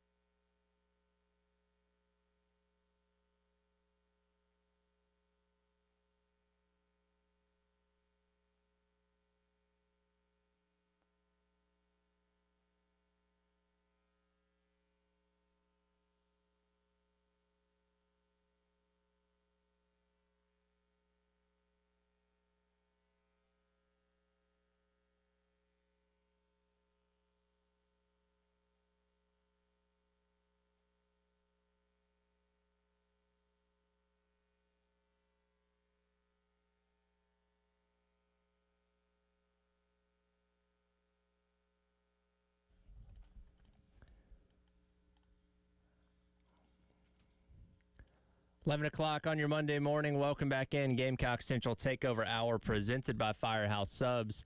Tyler West, Chris, along with you, starting another week, almost through the month of July, halfway through the month of July at least, and getting closer to the start of college football season. How are we doing today, guys? We are fantastic. How are you, Tyler? Fantastic. That's great. How about you, Chris? Same. Doing great, Tyler. Fantastic. Good weekend. Chill weekend. Great weekend. Hot in Columbia. Dry. Hot in Columbia, a little bit of rain. Everything's great, though. Well, that's kind of par for the course in the summertime. You don't even need to look at the weather. It's going to be hot, and there's a chance for a thunderstorm late in the afternoon. Boom, I've saved you time. That's South Carolina, man. Yes, it is. And we're going to be dealing with that right up until basically the start of college football season. Only 54 days away. Or should we just jump into guys naming dudes? Who are our 54s? We talked about some on Friday. I mean, Chris, as Chris pointed out, we got Shaq Wilson, who I guess we're counting as a 54, even though, Chris, wasn't he 16 as well? Yes, he did end up wearing 16 also. I think that was later in the career. I think it was 54 to 16. I think you might have that backwards. I think it was 16 to 54 because 16 and then really 54. He wanted 54 instead of 16. That seems backwards to me in today's. Because the highlights I watched of him were all as 54 in the last couple of years that he was here. So I think it might have been 16 to 54. We're gonna have to double check that, my friend. Any other 50? Got another guys naming dudes. Yeah, any other 54s you can recommend? How about our guy Javon Gwynn? Shout out. Okay. Really good player at Carolina. Went on to the NFL. Good career. Solid guy. Just a really solid player. So, Javon Gwynn was one of the few people I've ever seen a coach, like, break the news that, like a head coach, break the news that a player had committed to them. Because, remember, it was a signing day deal, and Will Muschamp goes in there, and he starts naming dudes, and he's like, yeah, Javon Gwynn, Charlotte, Harding University, excited to have him in the fold. And we're all just like, wait, what? You remember that? Oh, okay. You remember that, Chris? Yeah. Oh, yeah. I'd forgotten about that. Yeah, so we're like, wait, that's not happen often. We're like, that's a big get. Guy was a 4-star. And Harding, I believe, won a state title under Javon Gwynn's watch as well. And you remember his other guy over there? Remember old Quavaris Crouch? What a recruitment that was. Oh, how could we forget? So he had no announcement or anything like that. It was just broken by Muschamp that, hey, we got this guy. Yeah, I don't remember why there wasn't an announcement. Did he commit elsewhere and flip, Chris, or it was just it was one of those things where South Carolina was like the favorite and then they weren't, and we were kind of tracking him, but it hadn't been announced yet. Yeah, I don't think he committed anywhere else. But yeah, it was definitely a back and forth scenario. Golly, man. That was the 2018 class, which was actually, if I'm not mistaken, yeah, that was the first class of like early signing day. Remember? So I remember I went to Josh Van's school that year on early signing day. It's just like, this is kind of weird, you know? Mm-hmm. So, no, but I don't recall. I don't think he committed anywhere. But it was definitely like okay, Carolina might get this guy, and it's like, they're probably not getting him. And then, here, they got him. It was definitely back and forth. But the whole thing, it fit him. Like, he was just a no-nonsense guy. You know, it would have been surprising if he had made this big to-do about his recruitment. Like, that's just kind of how he was. Yeah, sounds about right. So there you go. Guys naming dudes for 54 days until kickoff. I did take your advice on Shaq Wilson. That is the topic of today's question. Are we all up on our Shaq Wilson trivia and ready to go? Oh, man. Not as much as I should be. I didn't do any do any homework. It's Monday. You're not supposed to have homework over the weekend. I feel like this one won't be too hard. Well, oh boy, we're done. Ready? Now, Wes, you're on a streak. Okay, I don't want to talk about it. You want to talk about it? Just do it. All right. I just have a bad feeling the streak is ending today. Simple yes or no question. First one to answer it right gets Oh my it. gosh! Did Shaq Wilson ever have a pick six at South Carolina? Wes says yes. Chris, what about you? Well, I mean, it doesn't matter if I said yes, then I still don't get credit. So I think the answer is yes, but I'm going to say no in the off chance that Wes is incorrect, and then I get the answer right. The answer is no. He never had a pick six at South Carolina. did, for the sake of a highlight, come close on this play. 3rd and goal to 5. Man in motion to the right. Roll out, right side. Rogers wants to go throwback. It's red and picked off. Shaq Wilson at the 20, 30. He's being trailed at the 40, all the way up to the 50-yard line into Vandy territory at the 48.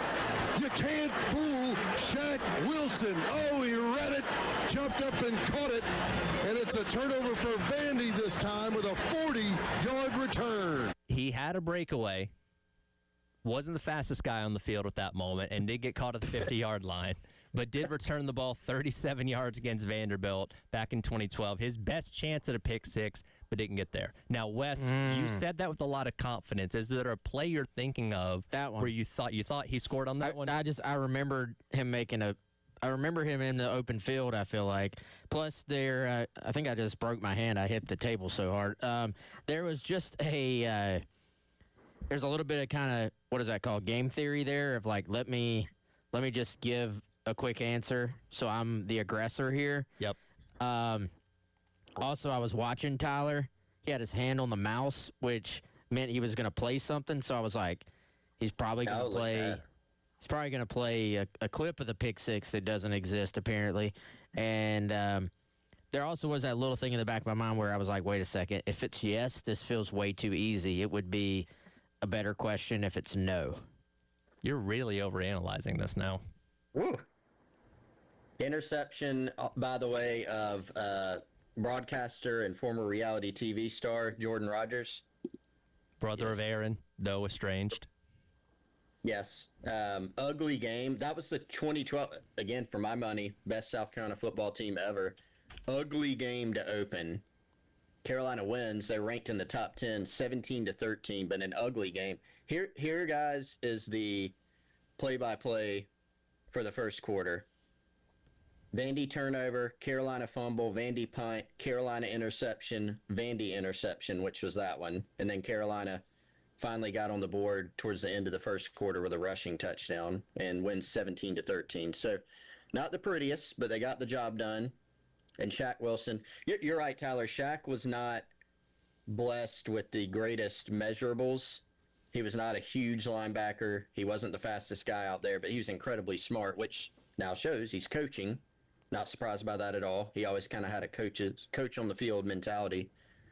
But yeah, not the prettiest game in the world. What a win. Were people flipping out about that? How dare we only beat Vanderbilt by 4 points in the season opener? I would just imagine yes. I don't remember. I don't remember, but I would just imagine absolutely yes. Like, here's the thing, man. People complained directly through the best run in South Carolina football history.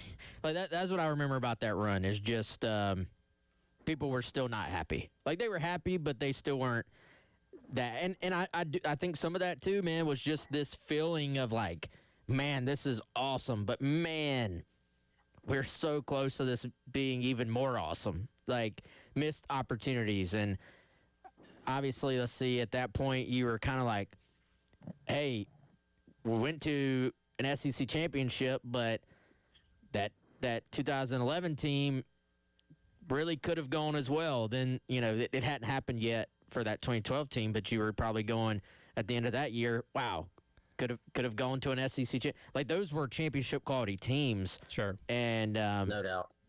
Just did not play out. So there was always this sense of should you be happy that you're winning 11 games for the first time ever in like this historical sense of like this literally has not happened before.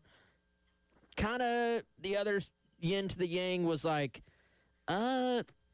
could they actually even be better than what the outcome has been? Yeah, and they had a favorable schedule at the beginning, the first 5 games of that season. But I don't know, man. After watching that Vandy game, and I don't remember a whole heck of a lot about it. It was, 15, 16, 13, 14 years ago. But, I don't know if we envisioned that Carolina team after that Vandy performance, even though they, went on and won the next 4, and they're sitting there 5-0 going into that Georgia game. I mean, I don't know if we envisioned, all right, they're going to beat that Georgia team 35-7. And of course, after that, everybody's sitting around going, all right, this team's undefeated. This is like an SEC championship team again. And unfortunately, they ran into back-to-back road games against top 10 teams, number 9 LSU, number 2 Florida, coached by Will Muschamp, and lose those 2. Won every other game, but those 2 games, just losing one of them ended up keeping them out of Atlanta. And so it's one of the great, what ifs. What if Carolina, beats LSU in Baton Rouge and then they make the SEC title game? What if, that half the team wasn't sick at Florida and they go down there and win that game? That was just a bizarre. They lose that game by 33 points and Florida had 150 yards of offense. Just typical Florida game during that. That was the most Muschamp game that ever Muschamp. It was, no doubt. So just a big what if on that whole season and that team. You mentioned that Georgia game that season, and in watching the. Did you cry that day, Tyler? No, I didn't. I did not. I don't cry for things like that.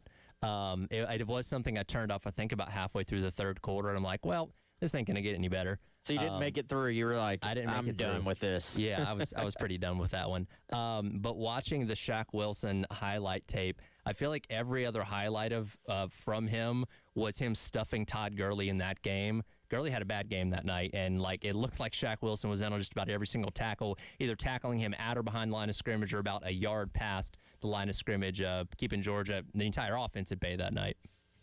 My memories from that game, though, too, is just Clowney, just leaping people, just being in the backfield all night long. And also, for my money, probably one of the best atmospheres in Williams-Brice Stadium history, from start to finish. The thing about that game that also stands out to me, that was the day they brought out a military family. And right before the game. Was the same day? Yes. Oh, man, I didn't know that. Right before the game, they brought someone who was serving overseas back, and his family did not know he was in the stadium. And so he comes out there. They have this amazing moment on the field, and then they go right into the pregame music and hype and all this stuff. And just was an insane night at Williams-Brice Stadium. I still think that's the most viewed video on the Gamecock Athletics YouTube channel.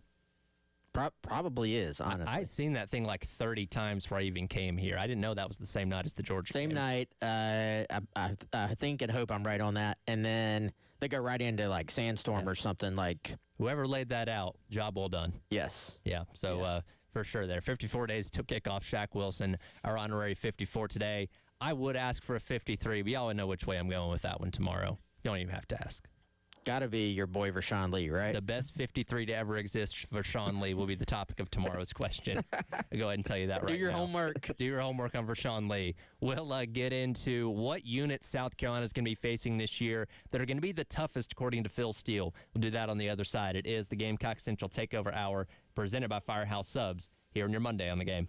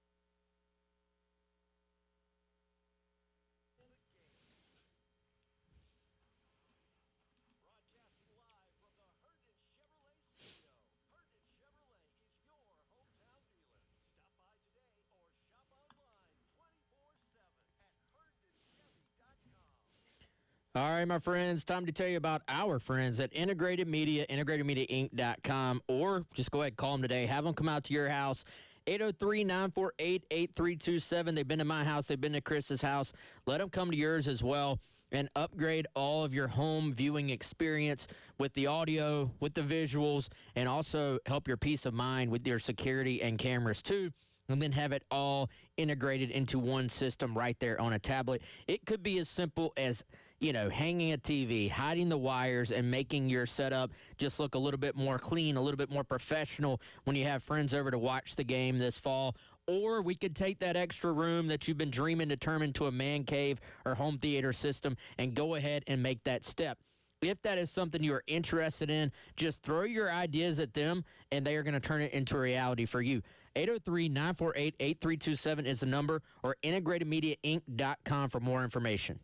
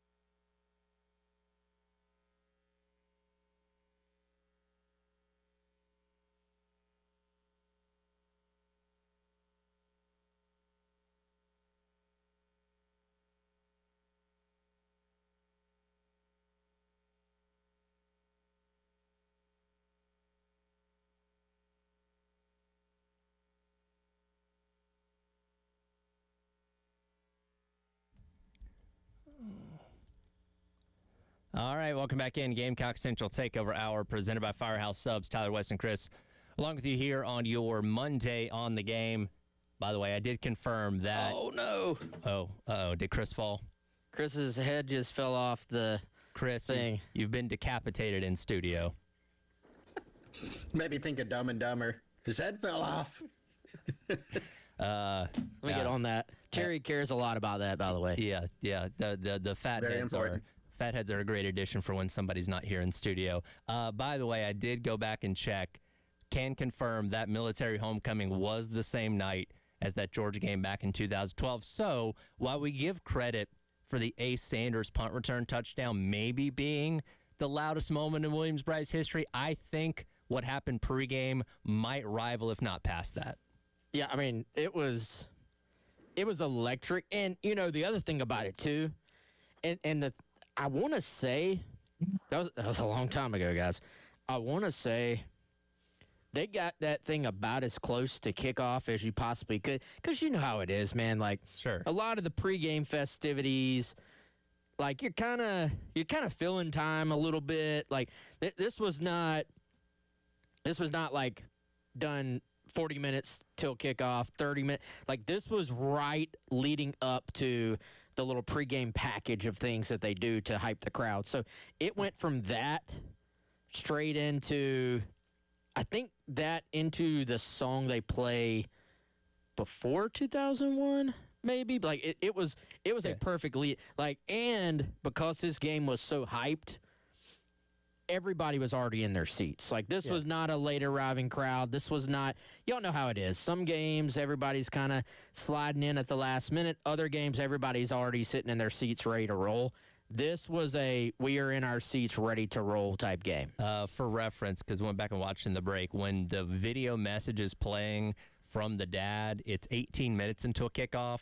So, yeah, by the time this was done, you're around 15, 14 minutes, and then you roll right in to pregame stuff. So whoever plotted that out, very well done.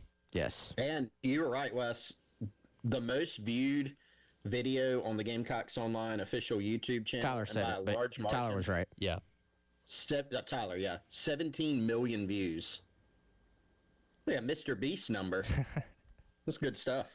Yeah, again, I'd seen that. Awesome. I'd seen that video a million times before I even came here, and I obviously knew it was at Carolina, but didn't know it was that same day. So, yeah, what a magical night to be in Williams-Brice Stadium for a multitude of reasons, for sure. And hopefully we have some crazy and fun nights like that coming up this year with this Gamecock football team. We've been talking about individual unit rankings from Phil Steele. By the way, I don't know if I've told you guys this yet. We have Phil Steele Friday morning at 9:30, so we'll get to talk to him ourselves, get his thoughts from our perspective in terms of South Carolina. We'll be out at Pro Swing on Friday, so looking forward to that. Yes, Wes, you have a question. Tyler, will you please ask him about the DJ Black thing? Well, we're going to be out at Pro Swing. You can be out there if you want that early. Okay, so you won't ask him for me. Well, if you're there, you can ask him yourself. Okay. Are you planning on being there? I thought I was going to be there at 11, but okay. Well, if that's what I got to do, I'll be there.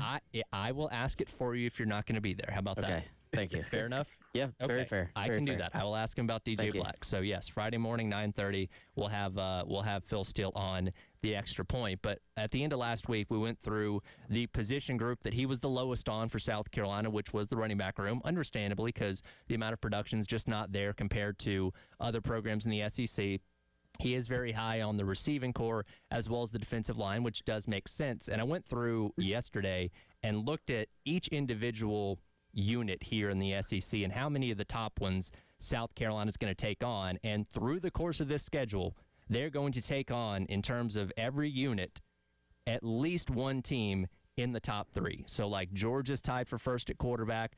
Georgia and Florida tied for third at running back. You've got four different teams tied for second at wide receiver that Carolina's going to play. So, as expected, when you have a schedule this tough, they're going to see some of the, if not the best individual units throughout the course of this entire season, according to Phil Steele.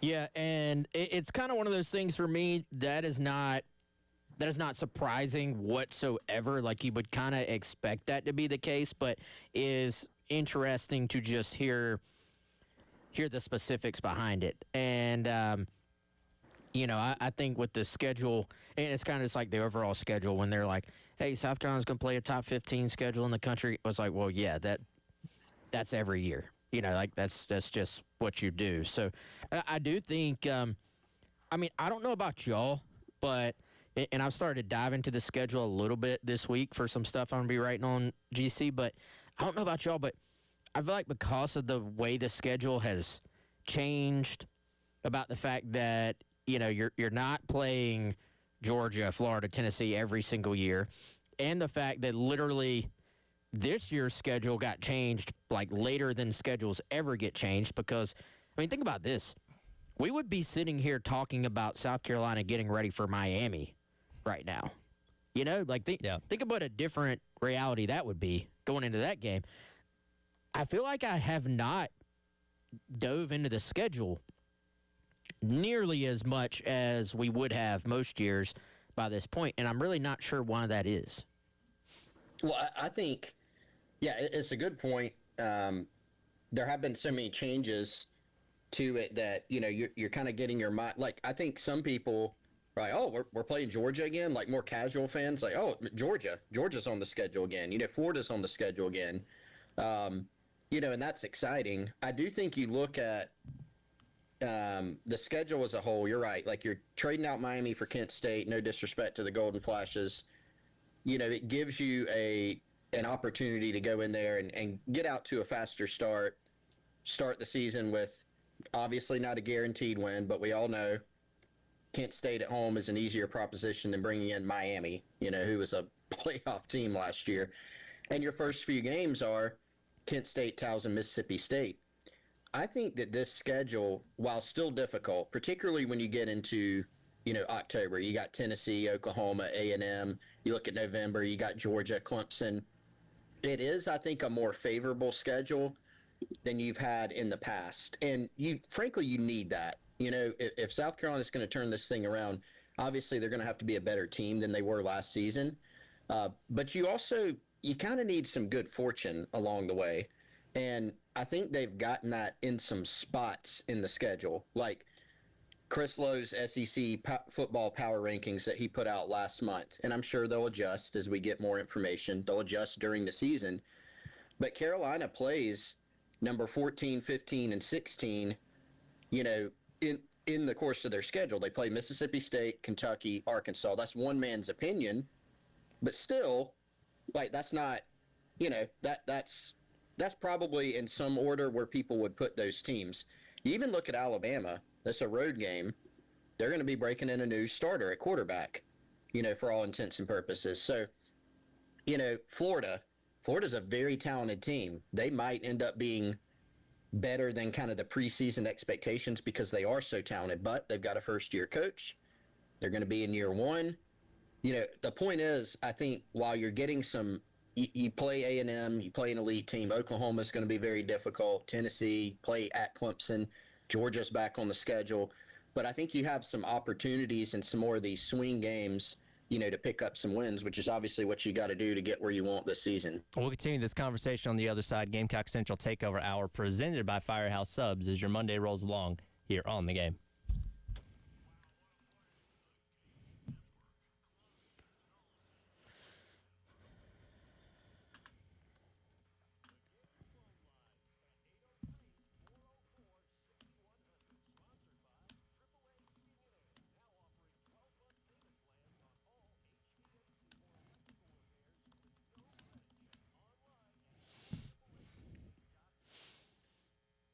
All right, guys, let me welcome our newest sponsor, Midas, and invite you out to meet Lenora Sellers and other South Carolina football players at the Midas at 1515 Gervais Street from 3:30 to 5:30 on Thursday, July 16th. That is this Thursday. We will be out there live from 9 a.m. to noon.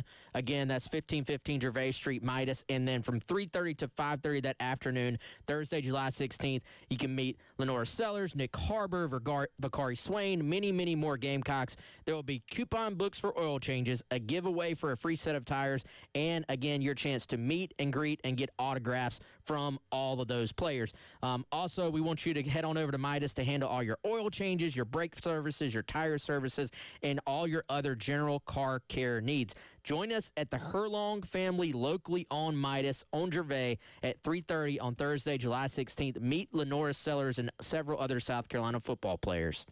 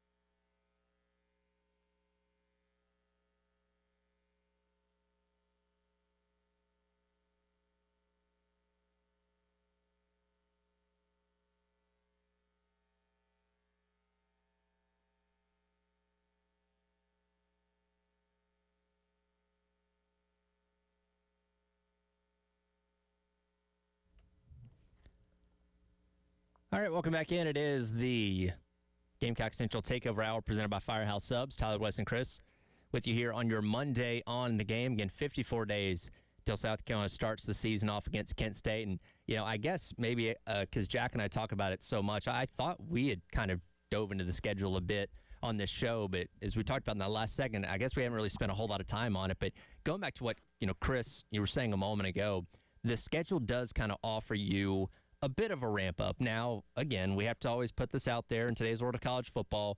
The Mississippi States and Kentuckys of the world could have gotten so much drastically better over the course of this offseason. Maybe they're the next Indianas, and we just don't know it yet. But we think those games are easier than what you're going to see later in the year with A&M, Georgia, Oklahoma, teams that were obviously in the college football playoff a year ago. You've got a tough trip to Alabama coming up soon, early in the season. You go to Florida, which is always tricky, a place you haven't been in several years, and last time you went, it didn't treat you very well. So in terms of how tough the schedule is overall, you get kind of a break in the way that some of the easier games fall your way early in the season before you get into the toughest stretch in the last half, save for Arkansas, though you are going the road, and that's not easy either. Yeah, let me also throw out here, guys. I think we're already glossing over Mississippi State. Mm-hmm. And I came across some stuff from Brooks Austin on my Twitter feed this past week, and Chris, he was going into some highlights of Kamario Taylor, the Mississippi State quarterback. Oh yeah. 6'4", 230, can run, big arm. Sounds familiar, right? Like there are some Lenora Sellers vibes with Kamario Taylor, and man, this is a team that think about all the tight games that Mississippi State had last year, and think about Lebby and their offense and how they kind of just force you. It's kind of this Tennessee offense where they're going to spread you from sideline to sideline. They're going to put Kamario Taylor in a spot to go win, and frankly, Chris, it's kind of a lot of the stuff that I'm thinking and hoping we might get to see Lenora Sellers do this year. And, I think there's a lot of just thought already of like, Mississippi State, that'll kind of be the first real – I don't even know if people are looking at it like a test. They're kind of looking at it like that's a good team to start SEC play against. I am not entirely convinced of that, man. Like that feels to me, especially early in the season, like a game where you probably should win if you're South Carolina, but you're going to have to come out and play well and not not turn the ball over and let that game flip into something else, because very easily could be a game you lose. Well, and I think there's a fascinating subplot in there, right, in that Kendall Briles and Jeff Lebby have carryover, and they have, history. And so you've got that kind of angle. You also got, look, Mississippi State from a record standpoint, I mean, kind of similar to South Carolina, right, in that South Carolina last year, yes, they were 4-8, but it wasn't like people were just fired up. Heck yeah, we got South Carolina this week, because they were leading or in the game in several fourth quarters that season. They just couldn't finish the job. Look back at Mississippi State last year.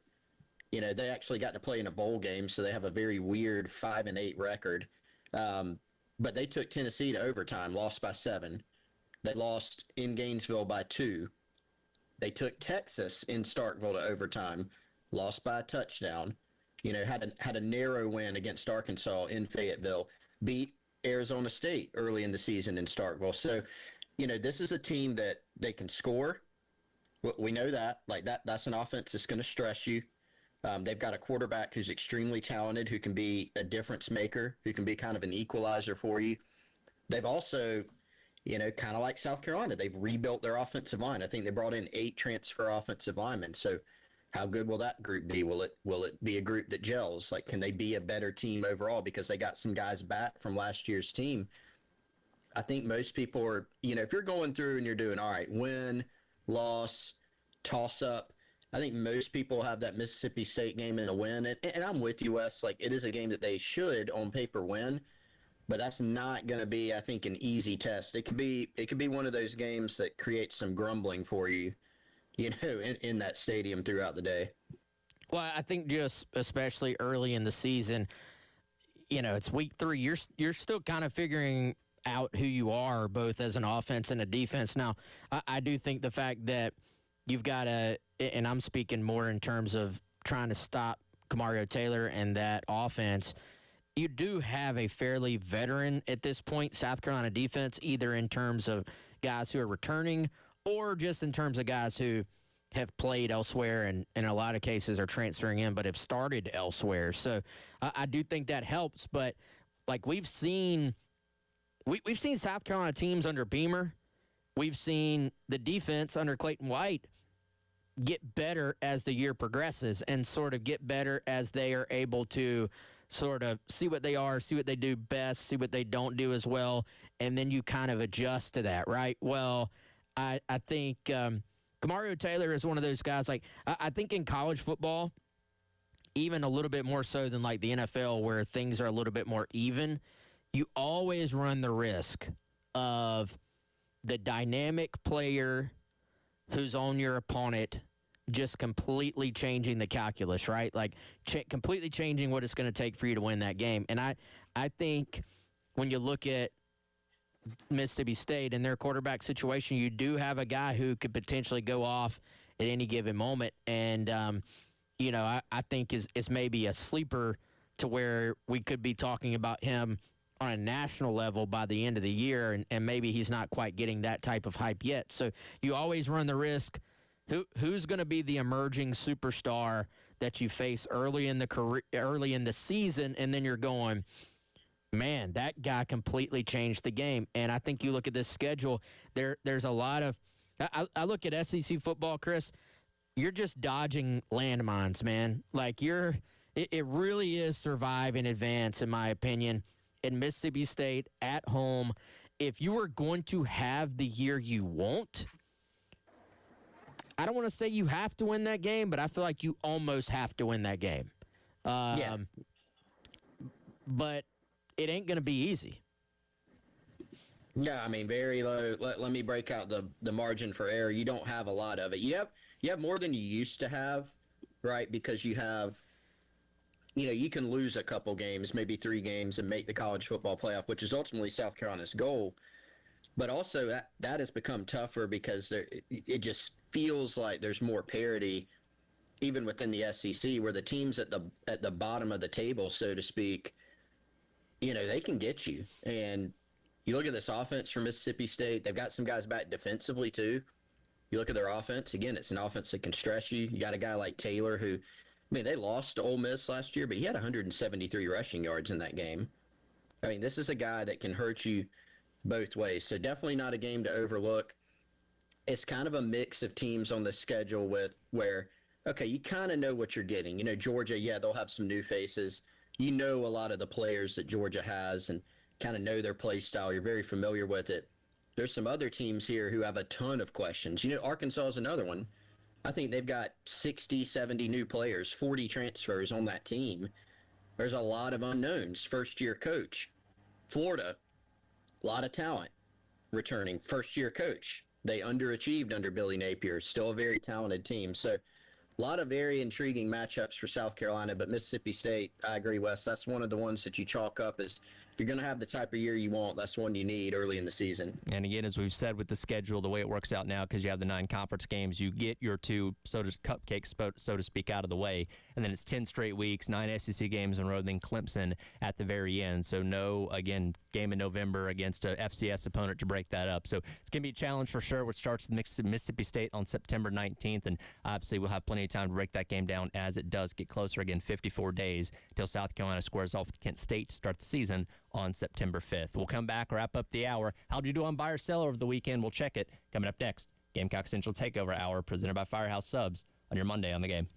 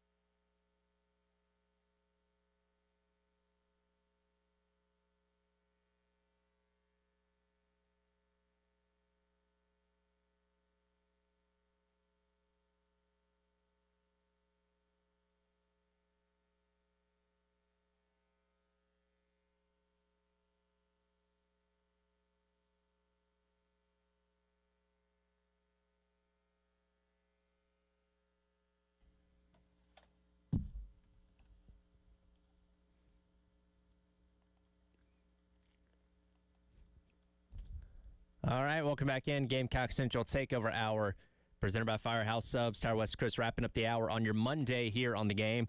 Time to go back through and check how we did on buy or sell over the weekend. 4 questions in total.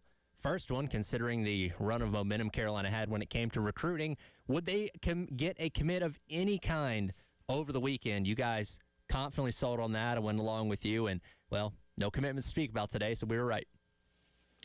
Yeah. Nothing to add on that one, I don't think. Nothing to add.